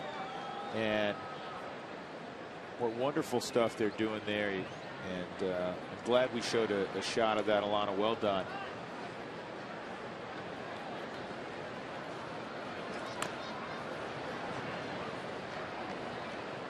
That field got dedicated by Jason shortly before the trade to the Houston Astros. And I know it's something that Jason and his wife, their family, very, very proud of. 0-2.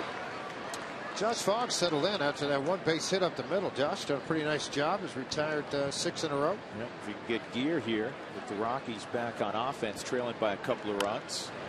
And this is in the direction of Rick Renteria. Nice play, Rick. Had a baby. Flip it in the crowd.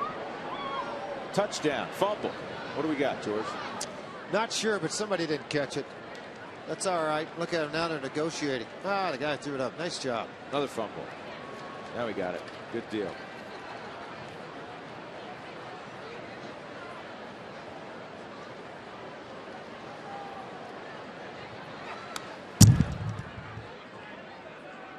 Gear keeping the at bat alive. He did that earlier, didn't he? Just Hamill, didn't he have a long at bat? Gear had the swinging bunt. Remember? Yeah, but he fouled. I thought he fouled off a lot of pitches prior to that.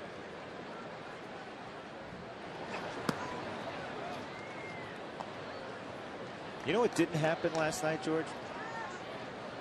You know what didn't happen? What didn't happen last Chris night? Young was on the mound, and the Rockies, so the Rockies won the game 3-0. Remember last time they ran wild when Young was out there? There's Chris. Never had opportunities to run really last night. Swung on a miss. Gear's gone. But it worked out well as the Rockies prevailed 3-0 behind Marquis and Street. 6-4.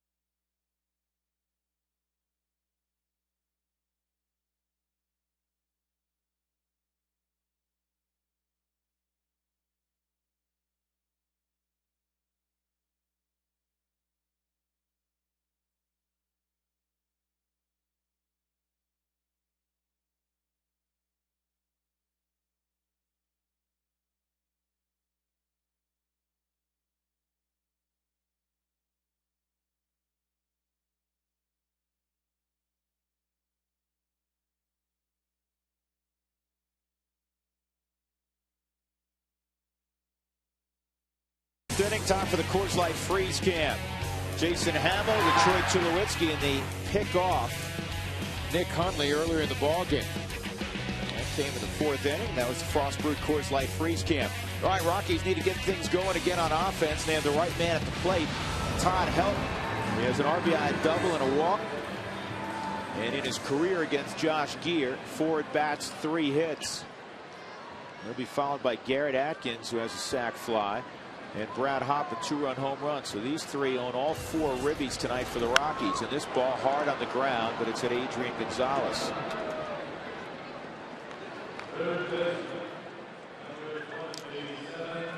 That'll bring up Atkins. A fly ball to left and a scoring fly ball to center. So he's 0 for 1 officially. Well, the Rockies with 3 hits and 3 runs in the first inning have 1 hit since then. We've seen that a lot, George. How many times we talked about that? You know, look back and you say, man, Rockies haven't had a hit since the 3rd inning. Rockies haven't had a hit since the 4th inning. You'd be in the 8th or 9th inning. It's like early offense and then it shuts down, which, you know, they've had a ton of bouts of inconsistency all year from game to game, but it's within a game. And this ball is a line shot right at the shortstop, Josh Wilson. There are signs, though, that Atkins is starting to swing the bat better. No he's getting the barrel of the baseball the last couple of nights with regularity. Yes, he is. And that ball was just flat smoke to shortstop. Last night it was Kuzminoff. He drove a ball deep enough to drive in a run. The 4th run of the Rockies were able to put on the board back in the 3rd. But, I mean, this is one of those for Wilson that, you know what, he either got to catch it or get hurt. I mean, it smoked a little bit of a back hooker to it.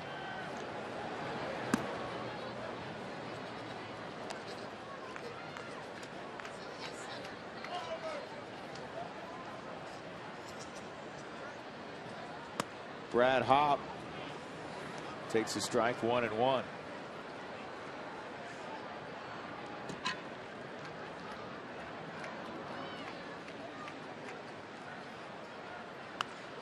And it's 1-2 on Bradley.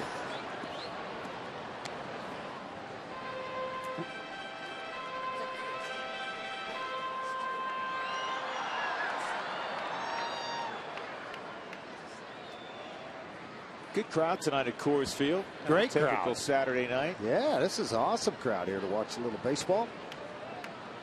It's like over 30,000 on the ground to just to the right of the shortstop. Wilson fires it in the dirt. Yep. And Adrian Gonzalez, who has very soft hands, couldn't pick that one. So Brad is aboard on the error by Wilson. And normally when a ball's thrown a little bit harder than that, it'll skip. That ball seemed to hop when it got to over to the first base side. Now watch when this ball gets over there. It's going to be backhand, and when he throws this ball over, see it hop up versus more of a skip to it. And it appeared that Adrian, when he got back to the baseball, a lot of times first baseman will carry their glove back away from the baseball to help scoop the baseball a little better, unless it's an extremely short hop. When it's a longer hop, they'll carry the glove back. Short hop, they go out and get it. Yeah, see if the Rockies can take advantage. Seth Smith at the plate, 0 for 2. And a strike. You know, we haven't mentioned that Vinny's coaching first base tonight because Glenn Allen Hill, the Rockies' normal first base coach, is back in Northern California with his family. His daughter, I believe, graduated from elementary school. And that's why G is not at the ballpark tonight. Well, Vinny's been sitting over here just wearing out Gonzalez. You know, he managed him in the WBC. Team Mexico. Yeah, and I mean, Vinny hadn't shut up the whole time, visiting with him in between innings, throwing the ground balls. And many of you may not realize Vinny at home games is in uniform every day.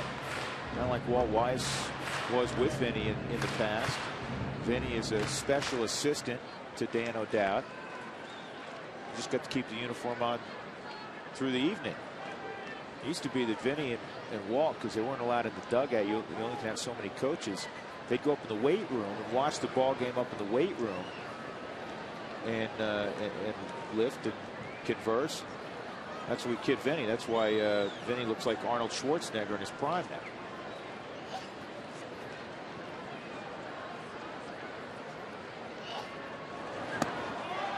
Boy, that was not a Seth Smith type swing, was it? He was badly fooled there. So the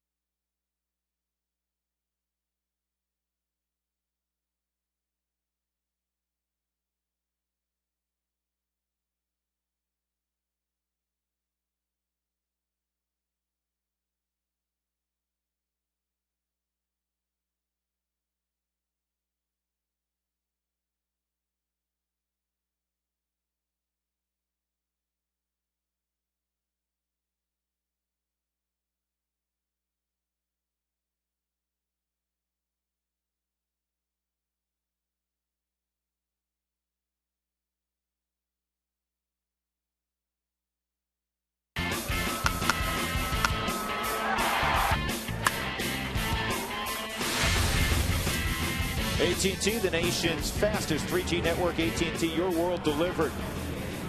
Rockies have made a double switch. Seth Smith made the last out. He'll come out of the ball game. And Alan Embry will slide into his spot. Ryan Spilborghs will slide into the pitcher spot. There is Embry.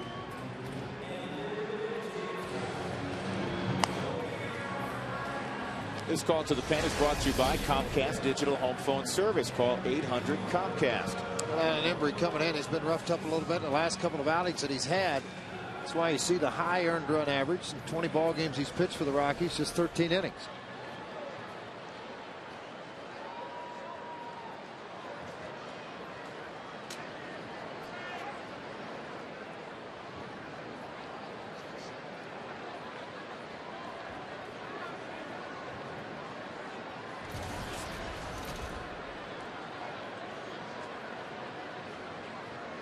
Tony Gwynn takes a strike.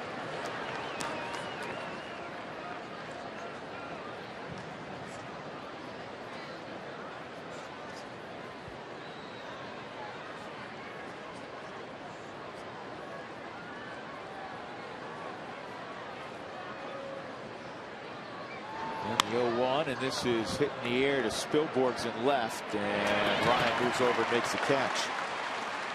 One out. That'll bring up David Eckstein.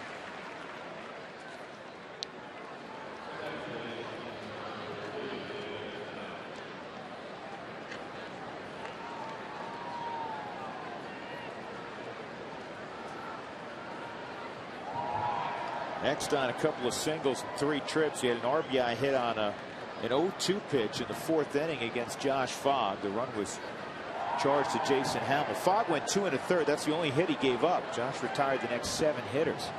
Did a good job. Well, Embry to come in and face the left-handed Gwynn, and obviously Gonzalez, who's in the on-deck circle.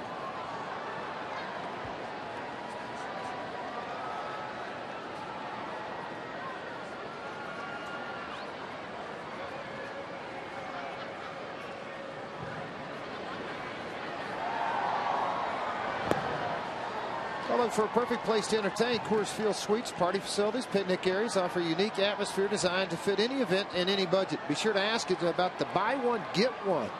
That's a heck of a deal. So buy one, get one free offer. Call 303-312-2444 and reserve your game today.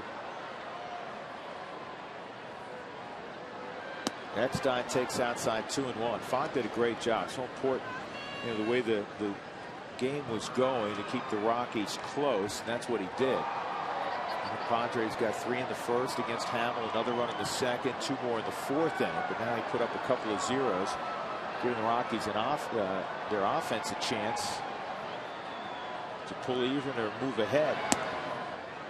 Unfortunately, Gears settled in pretty well, really too. has. I mean, there was 3 balls or 4 that I can count that were hit extremely hard. The one-line drive at shortstop, Helton's ball to first base, a fly ball to right field that was caught by Giles up against the wall. The balls that were hit extremely hard, but right at people, and he had the ability to do that when he went 8 innings against the Rockies in San Diego. See, that's not cool. When you're doing the wave like that and you just wave your arms trying to get along with the rest of the crowd and be really cool, and then all of a sudden a ball comes flying in there. Pay attention while you're doing the wave, folks. You really don't want somebody to get hurt down that left field line. See, here comes the wave, here comes the ball. Hey, who's throwing balls at us while we're doing this? I've never seen it timed out like that. Well, not a big fan of the wave at the ballpark. A lot of people do it, though. And Eckstein is on for the 3rd time in the ball game in front of Adrian Gonzalez. Time for This Date in History, brought to you by Dex. Dex knows May 30th, 1956 at Yankee Stadium. Billy and his brothers attend their first big league game with their dad, Jack Crystal. The future entertainment superstar will write and perform a one-man play about his father and develop a movie script about the '61 Yankees. By the way, he tremendously enjoyed watching the Bronx Bombers sweep a doubleheader from the Senators that day, 4-3 and 12-5. And with Billy Crystal, as most of you know, remains a lifelong Yankee fan. And I've done games at the stadium, George, years ago, where remember one day Billy's out there fielding ground balls, and they let him take batting practice. They before actually playing a spring training game in spring training, what, 2 years ago? Yeah. And come in and get a couple of at-bats when Joe Torre was still managing the Yankees.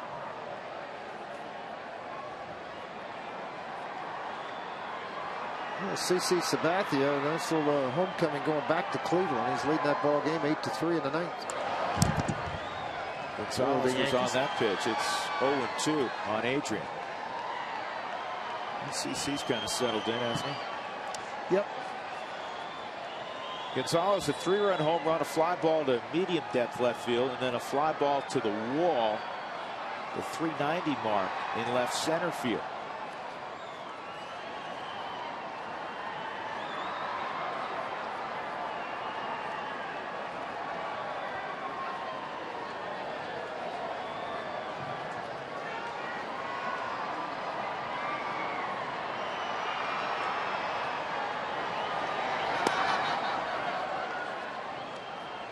One and two. Time for our Quest high-speed pitch. Josh Gear hit 89 miles an hour. And we throw the number up for Alan Embry of 93. Brought to you by Quest high-speed internet.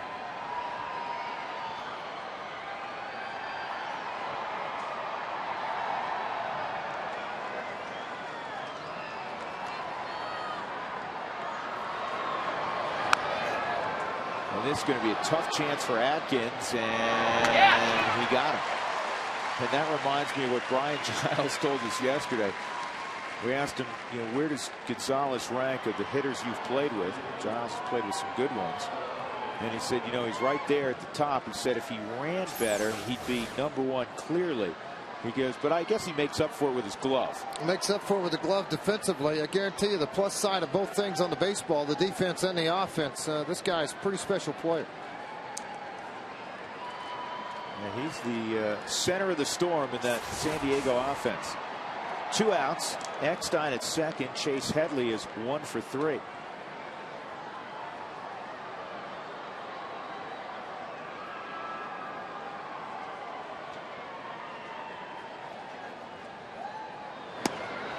There's a fastball for a strike. Peralta on the right. Jason Grilli on the left.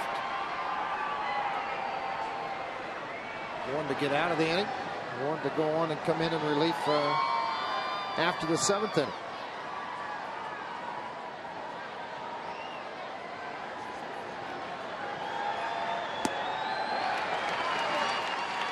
Two-strike count on Headley.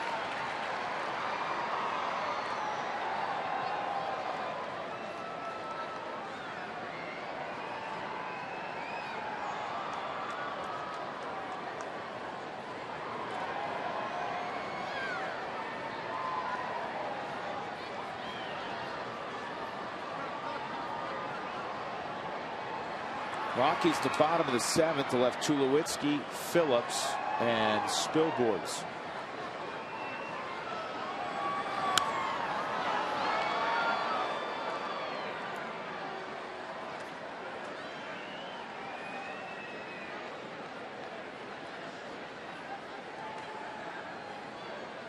Real pleasant Saturday night at the ballpark. Series concludes tomorrow. Rockies will be off to Houston after the ball game. Another long road trip, 11 ball games. Houston, St. Louis, and Milwaukee.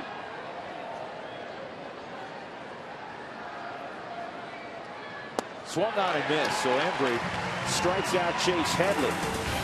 And we go to the bottom of the 7th inning. We've been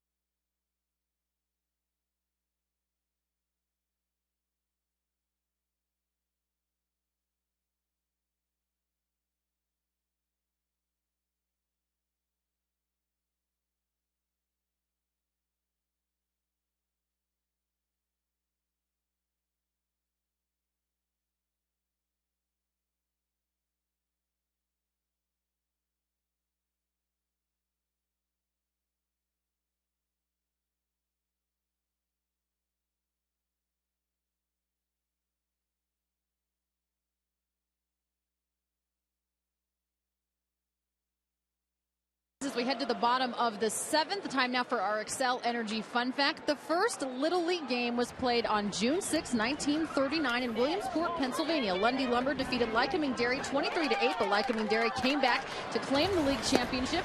They were the first half-season champs. They defeated Lundy Lumber, the second half champs, in a best-of-3 season-ending series. Now, the following year, a second league was formed in Williamsport, and from there, Little League Baseball was born, from 3 teams in a small Pennsylvania town to an international organization of nearly 200,000 teams, you guys, in every U.S. state and over 80 countries around the world. Drew?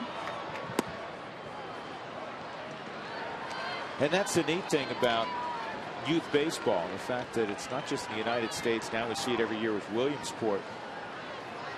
See kids playing baseball all over the globe. Well, if you want to know why Josh Gear's been so efficient in this ball game, folks, he's thrown 81 pitches now and make that 82. But coming into the inning, 54 of 79 pitches were strikes through 6. 15 first pitch strikes out of the 24 batters he's faced. He's had 4 of 2 counts. Was Gwen lost it? Yep, sure did. He lost the baseball. Tried to come in and find it, couldn't do it.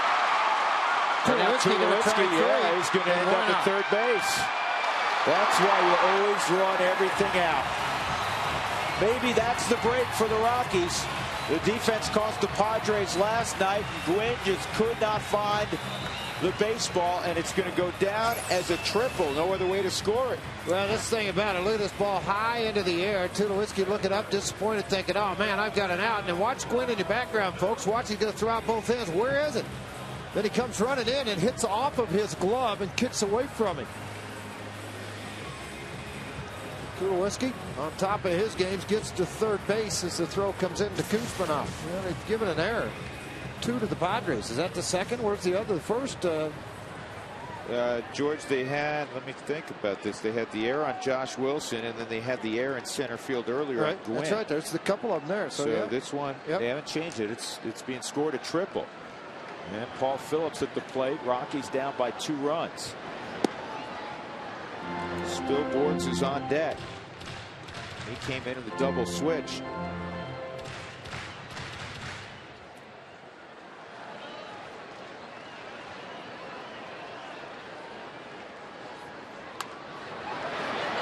Get fouled. I'm not saying get fouled, so I thought Gonzalez would have a chance. Actually, I was saying, what I really meant to say is get away from Adrian Gonzalez. Get fouled came out. You all knew what I meant. Grass, not leather. Yeah. Hey, if your windshield's damaged in any way, don't wait. Call Colorado's #1 team, Elite Safelite Auto Glass, 303-287-5000, or visit safelite.com.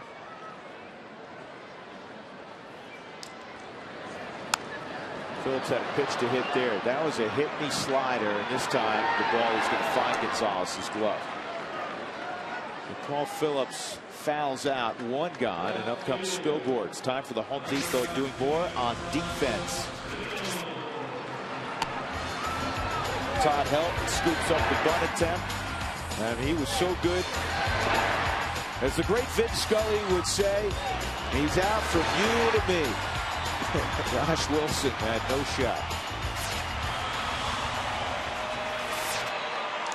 So Spilborns trying to drive in the Rockies' 5th run. Well, the first time in his career these two have even matched up. They will get a run out of it to give up the out. It's smart baseball on the Padres. Good job of hitting by Ryan Spilborns to pick up an RBI for Spilling. Picks up RBI number 23.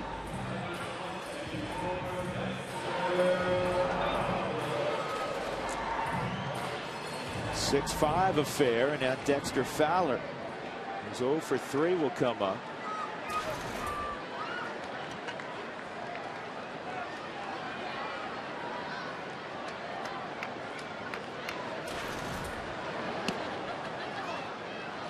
Dexter trying to bunt his way on, was thrown out, hit a comebacker, and a strikeout victim his last time. This is a looping ball to shallow left field, and this is going to drop. It's going to be a double for Fowler.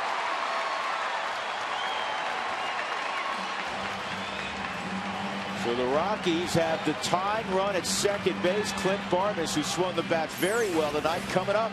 And Bud Black a little frustrated because his pitcher has done a pretty nice job here. Fly ball to center field misjudged by Gwynn, and then a fly ball and a ground ball. And now this bloop double out, and a chance for the Rockies to tie this thing up as the top of the order works. And the hottest hitter in the lineup so far, Clint Barmas, coming to the plate. But Bud Black's going to go down to the bullpen.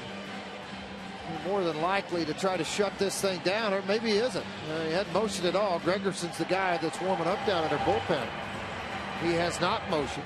Home plate umpire Tony Randazzo is going to head to the mound. Make sure everybody's on the right page here.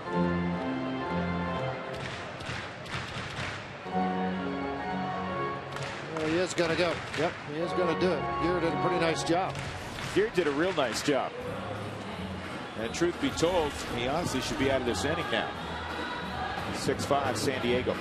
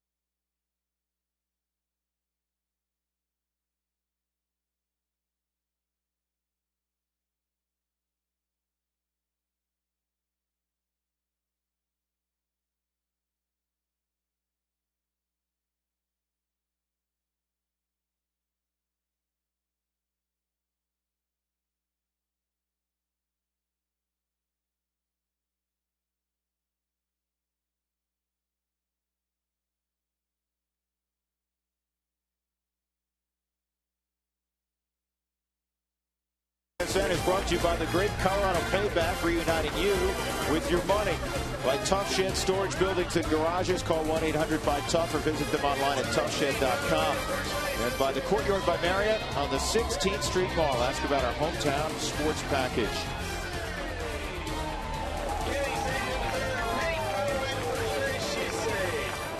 Well, featuring youth baseball around the metropolitan area tonight, and a whole lot of young folks involved over the weekend. Rockies trailing by a run in the bottom of the 7th inning, and Luke Gregerson takes over. He has been sensational of late. 11 consecutive scoreless innings. He's one of the reasons that this club has won 11 of 13. Getting the baseball to Heath Bell. Good hard sinker, good slider. Typically fires into the strike zone. Fowler, the tying run at second. Barmas at the plate. The first pitch is high, ball one. A flat slider that just backed up. A lot of young players that come to Coors Field, they have a tendency to drop that same arm angle at Petco. Will allow you to work around the ball and create a sweeping type slider. Coors Field, it just hangs. Down the line, third line. Dexter Fowler around third. He'll come home. The Rockies have tied it up. What a night for Clint Barmas. Triple, double, double.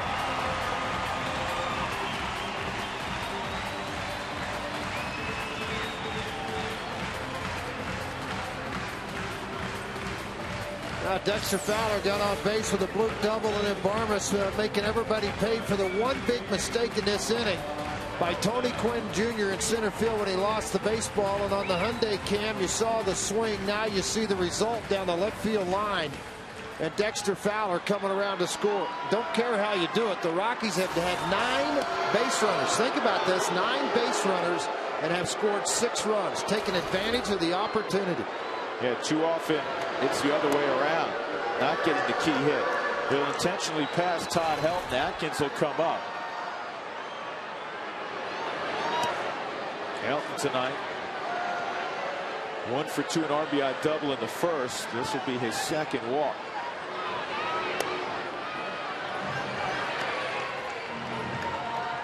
So Barmas throwing out 3 extra base hits. All singles in last night's game. 6 for the Padres, 4 for the Rockies. Rockies only had 1 ball to left the infield. That was on the ground. And then tonight, what a contrast. 16 hits, 11 for extra bases. Well, you better hope they don't hang this slider to Garrett Atkins at this point. 5 of the 7 hits by the Rockies tonight. Extra base hits. None whatsoever last night. And a strike by Garrett Atkins. There's been a couple of home runs tonight, one by Adrian Gonzalez and one by Brad Hopp. The one by Gonzalez ended a string of 5 straight games for the Rockies without allowing a home run.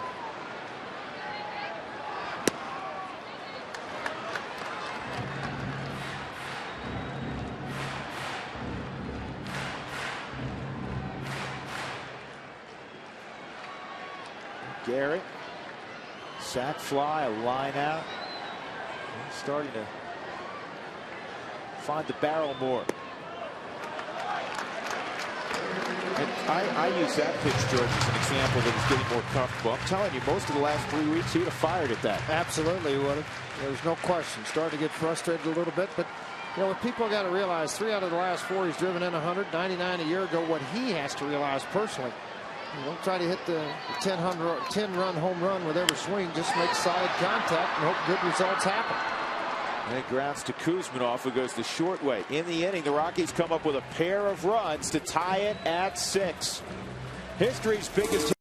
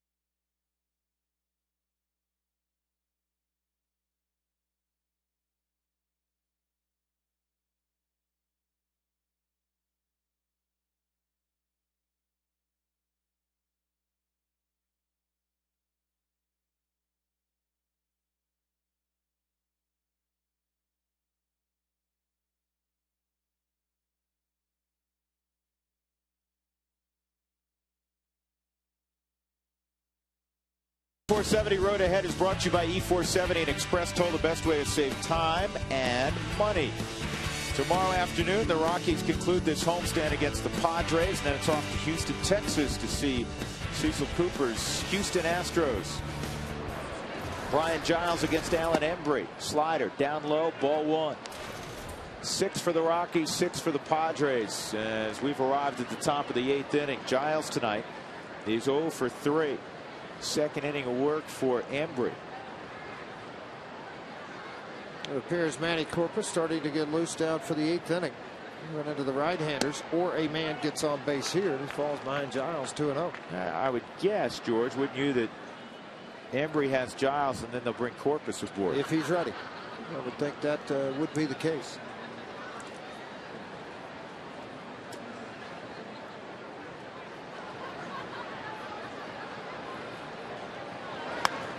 Good pitch up and in. Crowd of 32,064 tonight at Coors Field.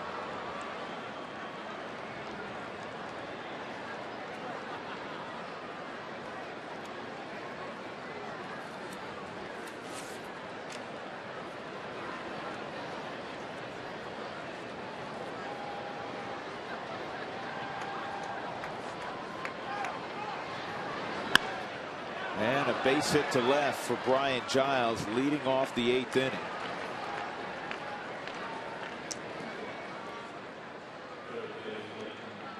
Let's see if Jim Tracy's coming out. He is. Here's today's Colorado Mining Association Power Hit of the Week. Brad Hopp with a 2-run home run earlier in the ballgame. That came in the first inning. That's brought to you by the Colorado Mining Association. Did you know that coal accounts for 72% of Colorado's electricity needs? Coal, real power, and it's mined in Colorado. So Embry's gone.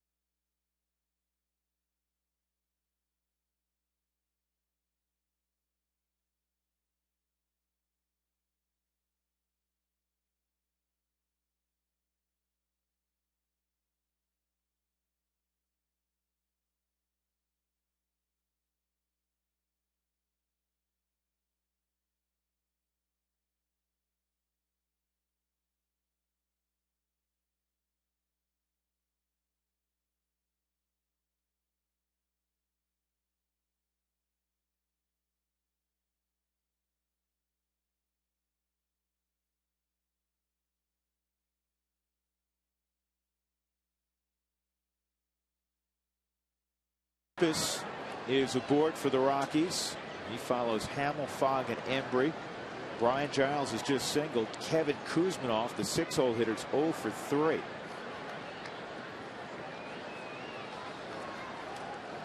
A lot of ground balls when Corpus is doing his thing. Well, when he's right. When he's getting a hard sinker down with some velocity and then a slider to back it up. Yeah, when that's going on, he's very difficult to have much success against at all.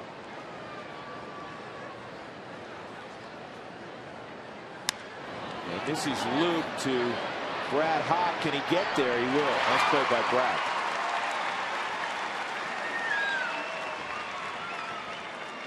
That's one of those deals, George. So important you get the read right away. If you take a false read step there, you're not going to get to the baseball. Well, the thing is, too, he's dealing with the growing injury, too.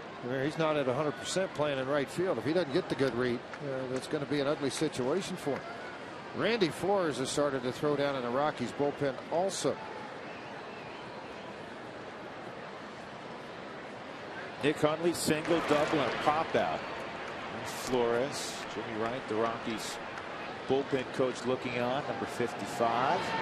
And shattered bat. Atkins, there's one, and nice job turn it 2 despite being spilled by Clint Barnes. You know what, George? He's turned himself into a very good second baseman. No surprise there, the way he works. 6-6. Good job by Corpus.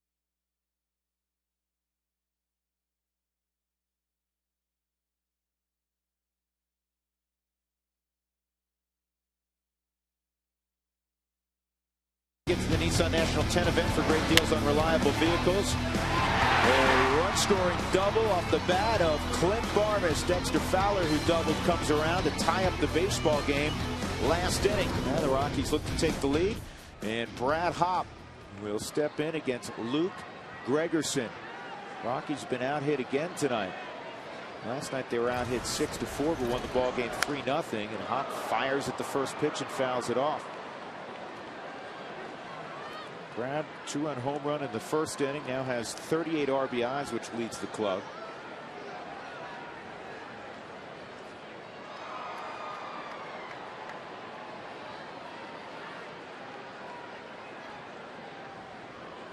And a base hit for Brad. That's the 2009 version of Brad Hopp. Not that he didn't have hits to left field in the past, but George, you see more and more of it, where he just, he understands the situation. He will take what the pitcher gives him. Look at his swing here. Yep, Don Baylor said if you're going to stand that tight on the plate, you better come up with a swing when they take the ball away or hard in that you can take to the opposite field. And Brad has done just that. I mean, the direction of hits this year for Hopp, it's not hard. It's an easy telling sign. Of the 35, 44, make that 45 hits now. Think about this, folks. 36 of them to center field and to the left side. That is his 16th hit of the season to the left side of the infield. Omar pinch hitting. Omar Quintanilla in a sacrifice situation. Jim Tracy is going to put Omar right into the ball game. You'd assume for Garrett Atkins, as he did last night, especially if the Rockies could take the lead here. Tulowitzki's on deck.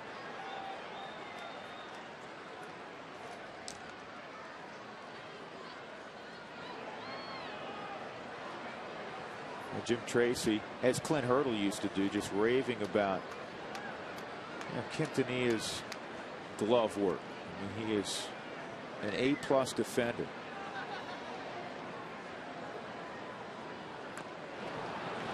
The Rockies today came out for early bunting practice. Not only just the pitchers, but the guys that you would expect to work on bunts for base hits, sacrifices. Quintanilla being one of those. Dexter Fowler another. Spillboards, guys that had a little bit of speed that Jim Tracy wanted to come out, spend a little time on bunting drills after they had the simulated games with Buchholz and Daly.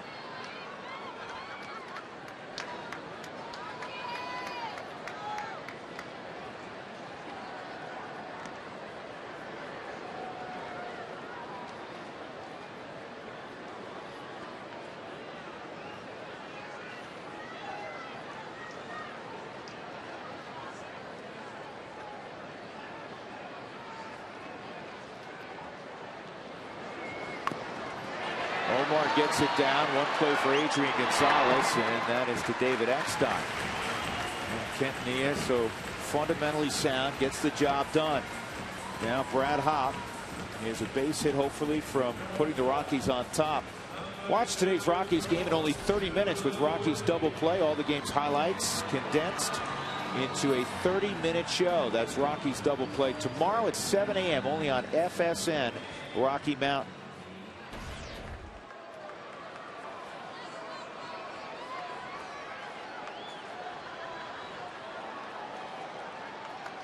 I wonder if there's any thought, and I started to think Merton would probably be the likely choice if you could take off your bench to pinch run for Hopp, only because of the injury to the leg. I mean, he's playing, I understand that, and supposedly 100% right now. But maybe that's something you wouldn't look at on a base hit in the outfield. Yeah, it's a thought.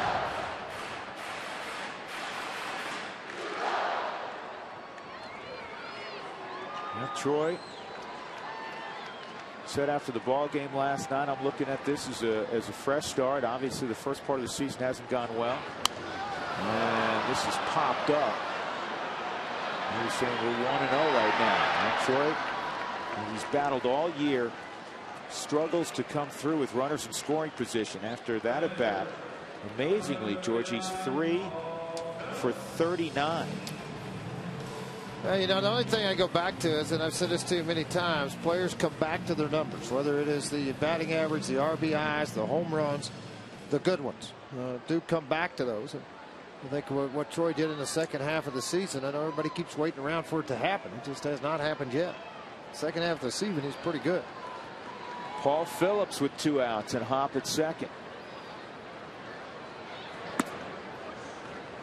Offensively entering the ball game, the Rockies were hitting .247. The Padres were last in the National League at .236, but the Rockies were just 4 slots ahead of them. I have never seen the Rockies so far down the list of teams.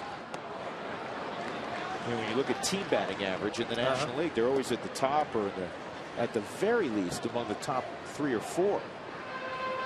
LA's leading at .289. That's a change. They're usually all about pitching. The Mets are next, and Houston at .270. Washington, they're awful, but they're hitting .267, which is 4th in the league. And then the lowest in the National League. What are the Rockies doing down there? Playing at Coors Field with guys that should be swinging the bat better. So hopefully that bodes well for the summer months.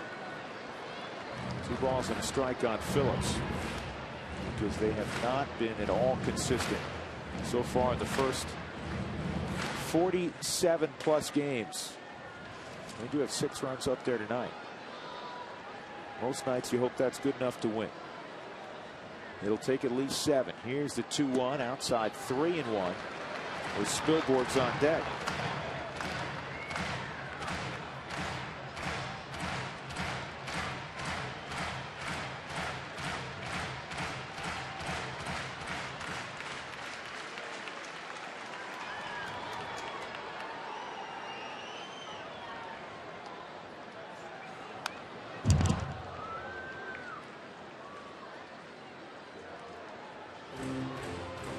So I think Gregerson, right now is the perfect time to throw the slider on a 3-2 pitch, but he threw that to Barmas and he worked around it. He just hung there at 84 miles an hour. That last pitch, a fastball that Bud Black looks on and trying to think what his young catcher Hundley might pull off here. If he goes slider, do you have that confidence to call the pitch? Ball 4. Fastball, he missed with it badly. Yeah, and believe me, the guy he wanted to get, with all due respect to Paul Phillips, is the guy that was in Colorado Springs last week. And now he's got to deal with a guy who has 100 plus at bats in the big leagues this year and a 300 career average in Ryan Spilborghs. Well, and a guy also that typically through his career has been a very good hitter with runners in scoring position and 2 outs. And that's the situation here now. Yeah, Bud Black knew that, and Gregerson knew that. He was not trying to walk Paul Phillips. Spilborghs had an RBI ground out last inning. Good situational at bat, got the ball in play with the infield back, and Tulowitzki at third base.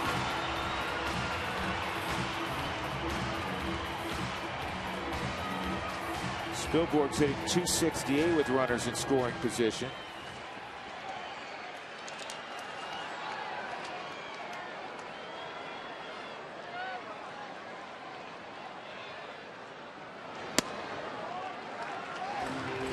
Ball 1 on Ryan.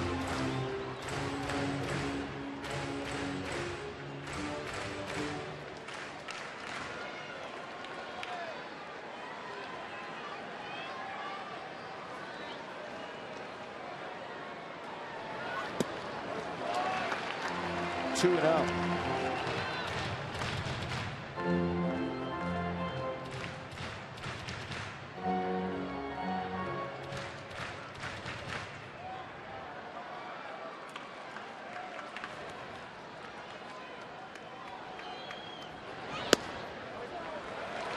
Wow, missed off again, and Spilborg started off, and the count runs to 3-0. There's nobody throwing in their bullpen.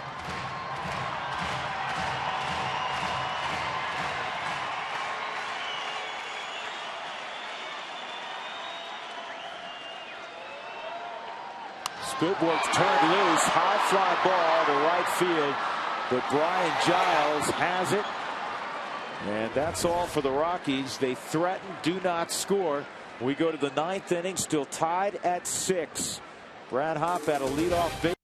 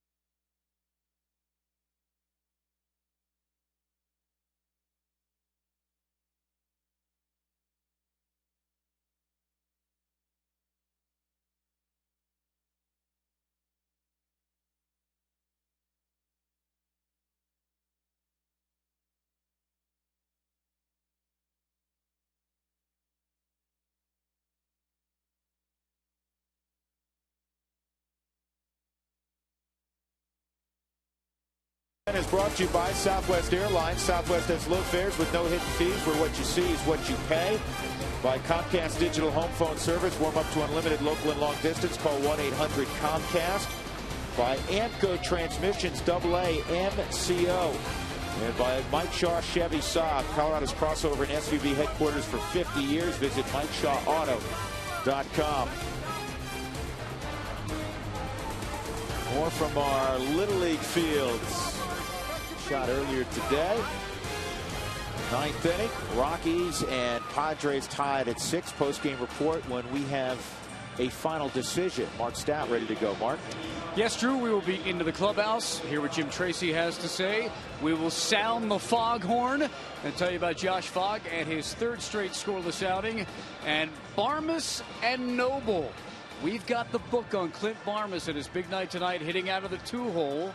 We'll do that after the game. Drew? All right, Mark, thank you very much. Houston Street is on for the Rockies with the game even. That is how a manager usually handles things at home. He'll bring the closer in the top of the ninth inning. Well, just trying to make sure that you hit. That's what a lot of teams do. There's no question about that. They make sure that they bring in their guy to keep the opposition right where they are, for the opportunity for your ball club to hit to win the game in the bottom of the ninth. Josh Wilson was scheduled, but it's the veteran just off the disabled list. Cliff Floyd, he's got quite a resume. Done a lot of damage over the years against the Rockies. 308 average and 11 big flies. He's a guy a lot of people don't even realize he signed with San Diego, George, because he's been hurt. Yep, a lot of guys at the backside of his deal to where he'd have the ability to get on a club. And I'm sure they thought, big bat, a bit of a cheap price right now because of the injuries, that if he got hot in the stage they are as an organization, that come around July 29th, here's a veteran bat some team might want coming off their bench or to play left field to pinch hit.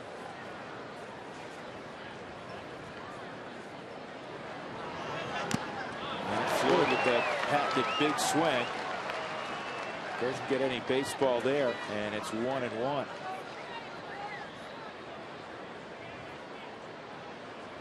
Strained right shoulder, the reason Floyd has been on the disabled list.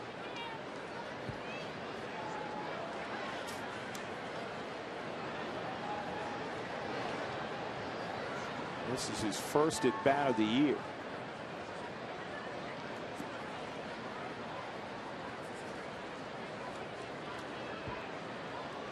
Cliff was with Tampa last year. 2-1. They had a pretty good run, didn't they, George? Yeah, they did.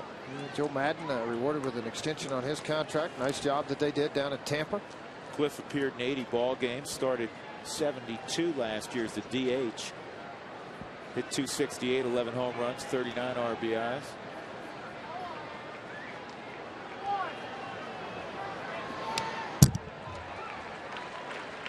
Two and two.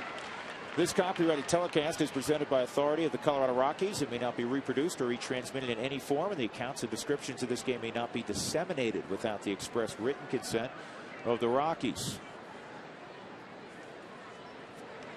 2 balls, 2 strikes on Floyd, leading off in the top of the ninth. We're tied at 6.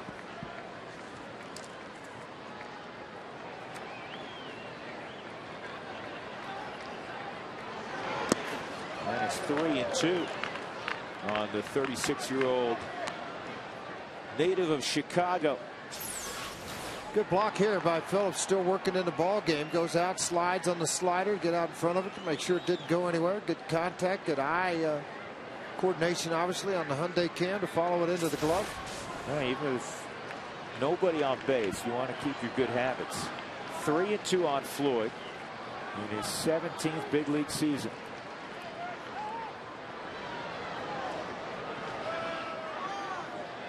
.233 lifetime home runs for Floyd.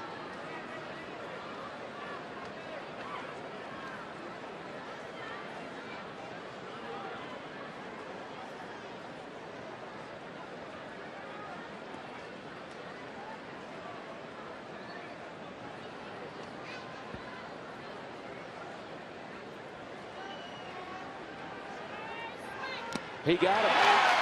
Foul tip held by Phillips. Good pitch by Smith. You could see Phillips, George, sat on the outside corner, and Street delivered it right to his glove. Well, he sure did. And look at the big sink and rotation of the baseball, too. Right at the last second. Diving out of the way. Floyd looking for a ball middle half in, trying to hit out of the ballpark. Now they will also go to their bench.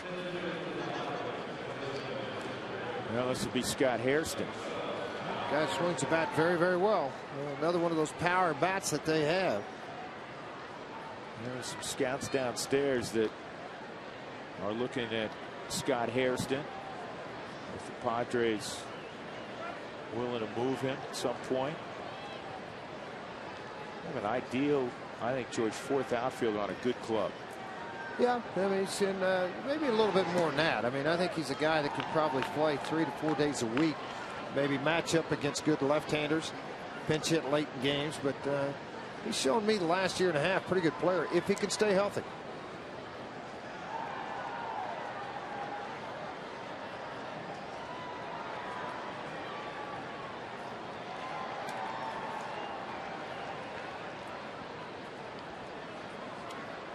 One of 3 families to have 3 generations represented in the big leagues. Here's the 1-0, Scott, and he hits this ball to center field and deep.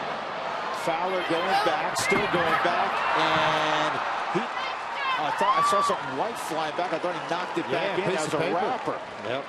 Scott Hairston has hit it out, and it's 7-6. That's the first run Houston Street has given up in a long, long time. Well, just as we were bragging on Scott Hairston, he hits it out to dead center, George. Yeah, it sure does. That was on one of those sinkers that ran back to the middle of the plate, and when it left the bat, I think he felt like it had a chance, and you know, sweet part of the bat right on it. This open side just wide open and driving, and Dexter right here at the end. Boy, I really thought he had a shot at it, just out of the reach of him. He timed that pretty well to get to the top of that fence. Gwynn fouls off the first pitch. That's the 6th home run of the year for Scott Hairston. Nick Hundley giving him a pat on the back. As Rocky fans will remember, he's the reason it looked so gloomy in the bottom of the 13th inning in the play-in game in 2007. He hit the 2-run home run off of Jorge Julio. Here's the 0-1 in there for a strike. 0-2. Houston Street coming into tonight had 14 straight scoreless outings covering 13 innings. It's the 3rd longest streak in the National League. Active streak in the National League. First run he's allowed in the month of May.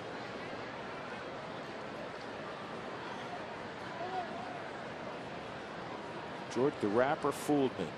Thought he knocked it back into the field of play. Okay, you weren't alone. He's kind of right there with you. And a changeup. See you later to Gwynn. That's out number 2. Now let's watch this effort by Dexter Fowler. See, the ball's going to be right over here when you start to jump. A little bit offline from Dexter, but Dexter stuck the cleats right there. You see, kind of tore the padding up in center field, tried to get up high enough on the wall and get there soon enough to be able to make a play on it. Mr. Hairston comes through in a big way. Another home run.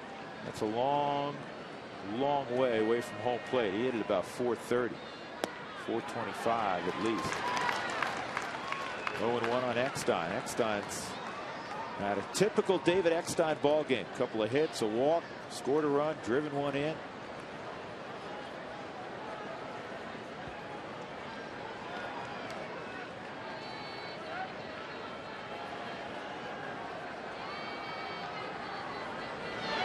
Bat's moving, legs are moving, takes inside.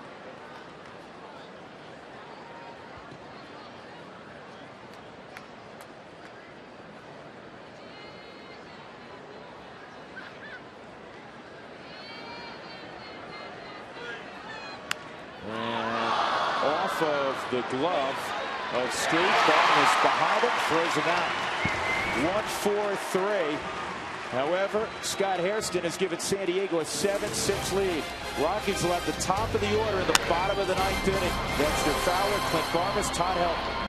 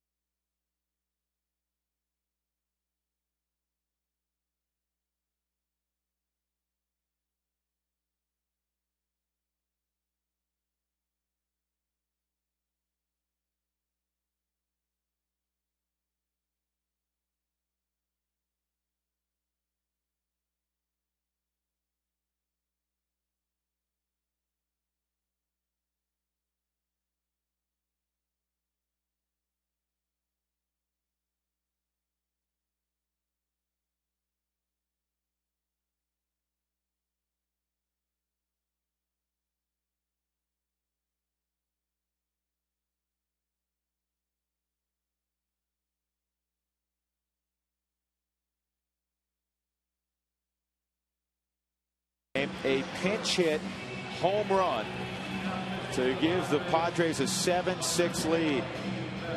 New shortstop, Josh Wilson, being pinch hit for is Chris Burke.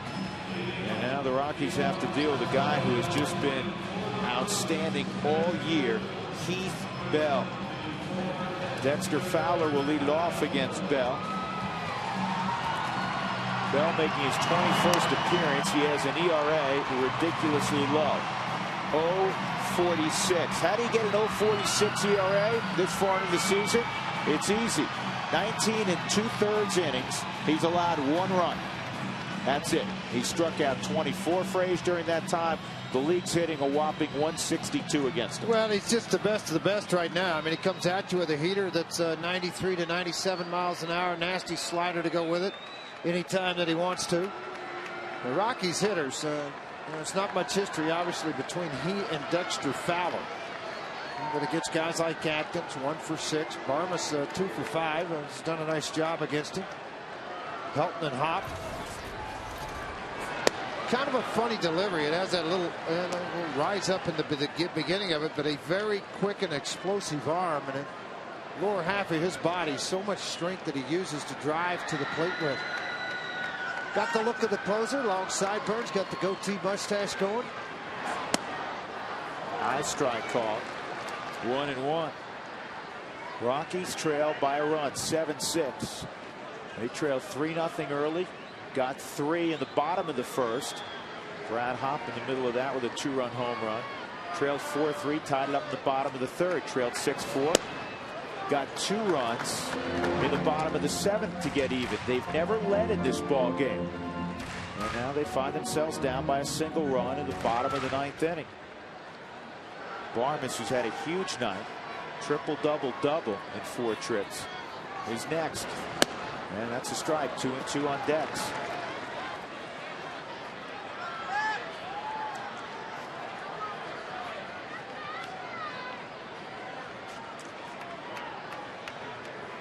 Well, Jim Tracy's pulled all the right plugs. The one that got him, though, was Harrison on a strike 3. Yeah, the ball down on the inner half of it. Bell comes on, and it's so important in a 1-run game, obviously, in the bottom of the inning, the last at bat for a team to get the leadoff man. And there's some pretty good heat for you right there, folks, at 93 on the knees. As much as you see the velocity, it's the shortness of the arm and the unorthodox little bit of a delivery that is deceiving to a lot of hitters. Sometimes mentally at the plate, you hear hitters say this, George, you just lock up, and I think that's what happened to Dexter there, because that pitch was right down the middle. I mean, I think you're being kind. There's a base hit for Barmas. I think it was probably above the knees. Clint Barmas, a 4-hit night, so the Rockies have the tying run on. And Todd Helton walking to the plate. Vinny Castilla, that's Barmas on the bat. Barmas now 3 for 6 against Bell in his career. Hop coming to the plate, 2 for 6 in his career.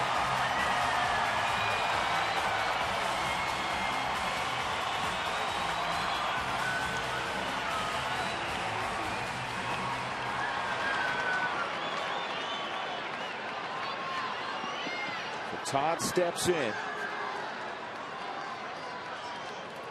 San Diego playing no doubles naturally, trying to keep Barmas from scoring. Brian Giles, he's, what would you say, George, 40-45 yards off the right field line and very deep.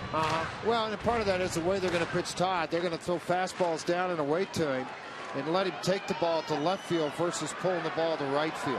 Average arm in center, right, and in the left for San Diego. A ball in the gap. Barber's got a chance to tie this thing up. 2-0.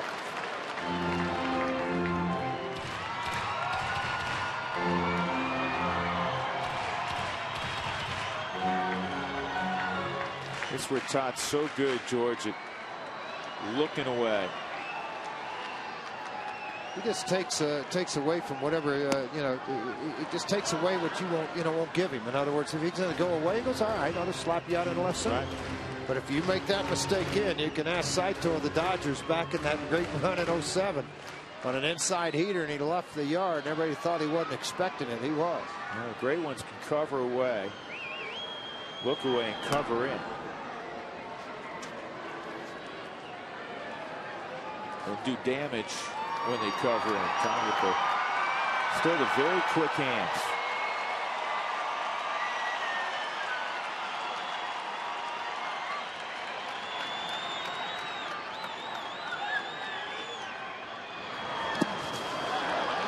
That hit the dirt. Barnes couldn't move. Hundley's quick behind the plate.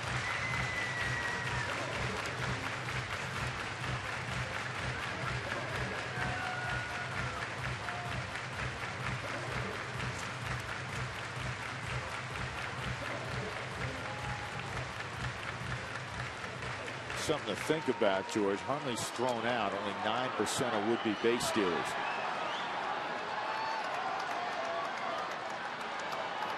It's a thought. You'd rather leave that right side open and help him up right now. There goes Barnes. Here's the throw by Hundley. Stolen base. Good job. Good thought process. Did you call Jim Tracy a turning loose? You know what? Trace called me. Did he? Yep. Fifth stolen base for Barnes to put him into a position. High leg kick for Bell. And then the throw over. I mean, it's almost as if watching Hundley throw, he moves to the third base side before throwing instead of going straight to the baseball. That delays it to second. Barnes will have a great night, Clint. Yeah. Speaking of Little League night, George, he's got Little League tonight. And Helton bounces one to third. Kuzminoff makes the play on Todd. It'll be left to Garrett Atkins. 2 outs. Barnes at second base.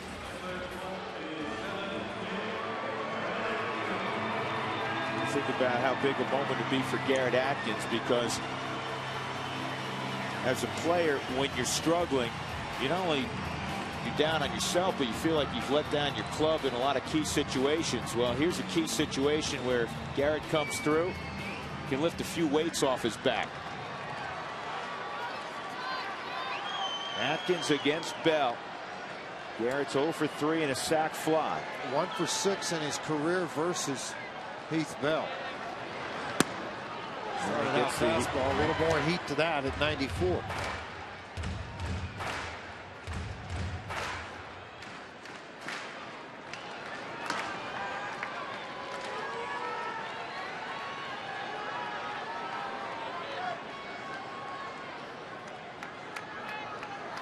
Here's the 0-1. And a ground ball back up the middle. On through. Base hit. Here comes Barnes to tie up the game. Garrett Atkins comes through. He's hit some balls hard the last couple of nights. That wasn't the hardest ball he's hit, but he hit it in the right spot, and it's 7-all, just the second run all year. Heath Bell has given up. 2 RBIs on the night for Garrett Atkins after this base hit on a sinker. See Bell, he's upset that this ball got by him up the middle, but Atkins hit it hard enough, and he's able to get out of the reach of Bell and out of the reach of Burke, who just came into the ball game for the Padres.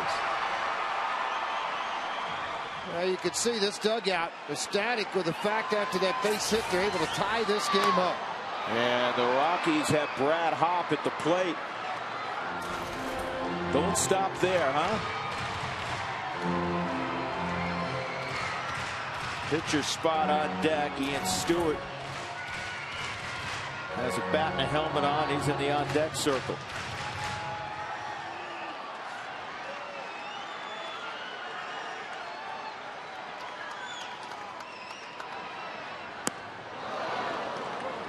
Two, tied at 7.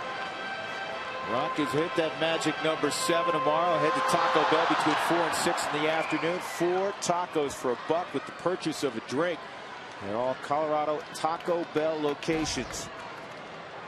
Well, it has to feel good for 27. Feel good for the Rockies. Yeah. Feel good for a ball club in a 1-run game to have a chance to win that 1-run game versus going the other way on you. And it, you know, prior to this, 2-9 in 1-run ball games. We're looking at 2-10. Big difference right now if they get this win this ball game. Flores has started to throw for the Rockies in their bullpen. If Atkins would to get on, Hop. This ball to shallow center field. This one could drop, and it gets past Wood. Atkins to third, and he gets a green light. Here comes the winning run. Atkins to the plate. He's safe. Rockies win. Rockies win. Garrett Atkins scores all